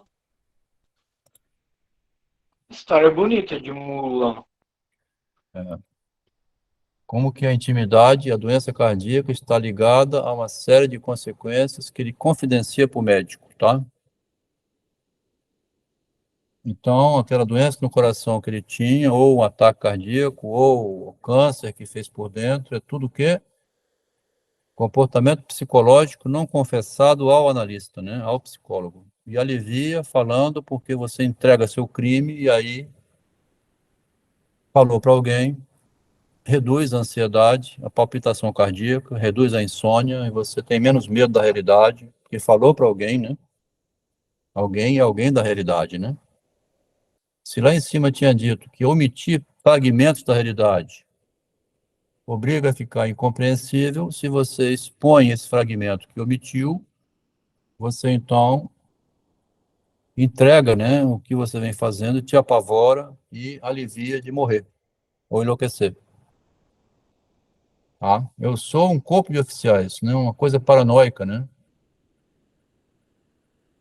Ontem, um de meus pacientes, um homem ansioso, um caso clássico, bem situado, agora no caminho da cura, né, ó, muito inteligente sobre todos os aspectos, não é demência precoce, familiarizado com nossas publicações, saiu-se com a seguinte ideia que ele mesmo classificou de paranoide. Que ideia horrorosa, Freud. Eu sou um corpo de oficiais. Foi dizendo, não sou isso, tal como as fórmulas. Depois foi dizendo, não se tornando oficial, conheceu um fracasso do qual muito se ressente e vai embora, né? Não lema já. Então você vê. O ganho que foi a psicanálise no meio médico. Agora, se você vai conversar isso aqui hoje em Vitória, lá em São Paulo, em Belo Horizonte, essas coisas com o médico, ele não tem estrutura para acolher isso aqui, tem? Ele não tem informação psicológica. O próprio médico não tem cabeça, mas o que é isso, rapaz? Para com isso, eu vou olhar o coração aqui, tá? Se você quer dar a bunda lá não sei aonde, é problema seu, dá licença, tá? Aqui dentro não, viu? Quer dizer, o médico não está preparado para escutar as confidências, né? O cara está lá apavorado, com medo de se matar, né? E ser visto como. Quer dizer, a gente olhando por aí, a gente tem um ganho de conhecimento enorme. Agora, tem que ter uma cabeça desse tamanho, né, Eduardo? Para poder acolher isso, né? E não julgar nada, né? Você escuta sem julgamento. É interessante, Adelmo, tu falar sobre isso, porque antes de optar pela área da escuta, né, eu trabalhava na escuta, mas na área do direito, e a gente chegar e o pessoal, vamos ser objetivo, vamos ser objetivo, vamos ser objetivo. Nenhuma objetividade pra quê? Então, senão, às vezes, eu tô com pressa, Daí, às vezes eu pergunto, mas a tua pressa, tu vai chegar onde? Tu vai fazer o quê? Tu vai ler o quê? Não, eu tô com pressa. Daí esse automatismo, não sei se passa com alguns colegas, se alguns colegas já viram isso, mas é uma pressa para nada. Tem que ser objetivo, tem que ser produtivo, mas tem um lado da subjetividade sofrendo, né? E o ambiente de trabalho também não é o ambiente de tratamento psicológico. Quer dizer, você tem que dar o espaço, né? Conseguir falar, dá licença, tá? Eu estou com um problema, não estou dando conta, é um problema, né? A realidade é exigente, e na vida da realidade, lá no comércio, no balcão, na loja que você vai comprar, ou pedir ao garçom uma cerveja, ele está. Tá vendo como a interação social acaba perturbando também a psicologia, né? A gente tem, quer dizer, tem que fazer uma ginástica muito grande, né? Eu espero que esteja sendo. O que você achou, Felipe? Você que está aparecendo aí hoje com seus comentários. Vamos ver, Felipe. O que é mais maravilhoso é o ato de escuta ativa. E nem todo mundo, seja qual profissão ou meio for, tem a capacidade de escutar. Isso aí. Bom comentário, né? Escutar sem julgamento moral, né? O rapaz, aqui pelo jeito, né? O pai fez um comentário, menino bonito, né? O Freud disse que a frase do pai repercutiu no menino, né? No rapaz, porque o pai sempre lhe disse que era inadequado para outra profissão e que é bonito como só um oficial pode ser. Tem uma indução aqui, né, na frase. Ele achava bonito ser oficial, né, aquele continente, né, um macho, né, corajoso. Talvez via no filho alguma tendência que chama hoje boiola, né? Lá no meio do exército você vai ter uma roupa, né, rapaz? Um revólver, né? Bonito no meio dos oficiais. Enfim, aí quando foi ver, estava com sintomas cardíacos. Por que eu fiz engenharia, né? Trabalhei 20 anos como engenheiro da Vale, depois saí, fui botar meu negócio. Meu pai queria ter um filho engenheiro, né? Achava bonito ter um filho engenheiro, fiz engenharia, trabalhei como engenheiro da Vale 20 anos, depois um dia fui sair, mamãe falou assim, meu filho, você já foi um psiquiatra? Larga um emprego desse na Vale do Rio Doce para ser comerciante?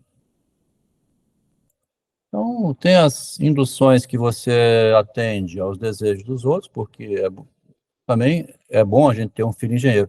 Na verdade, não tem, é como falou do Raul Seixas, foi bem aquele comentário do Eduardo, quer dizer, a mãe sugere seu filho para ser médico, engenheiro, advogado, para ganhar a vida dele, né? E você vai. Eu falo isso com meus filhos também, 3 meninos, né? Estudar, ganhar dinheiro, ter uma esposa, filho, agora depois, se ele quer seguir outro caminho, ele escolhe outro caminho, mas no momento é melhor do que outra vida, né? Algum direcionamento a gente tem que dar, né? Necessariamente. Estudar é obrigação, né? Vai ficar em casa no game o dia inteiro? Então você vai dar um direcionamento para depois ele assumir a responsabilidade do que ele quer para a vida dele, né? Vamos ver se tem algum comentário aqui, né? Vamos chegar perto do fim, 10 horas da noite. Clinicar e analisar com julgamento, pressupor. Você trabalha com o quê, Felipe? Com atendimento também? Estamos para dar o direcionamento para ele mesmo encontrar o caminho, é isso aí.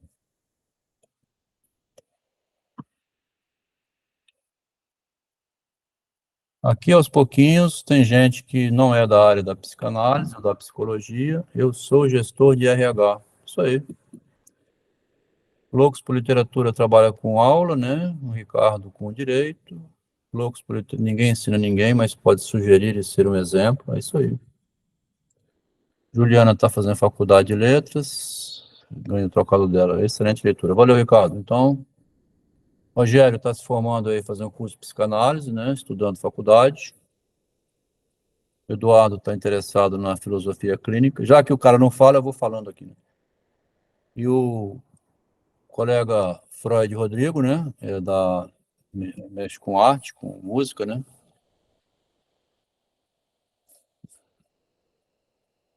Boa noite, Márcio. Boa noite.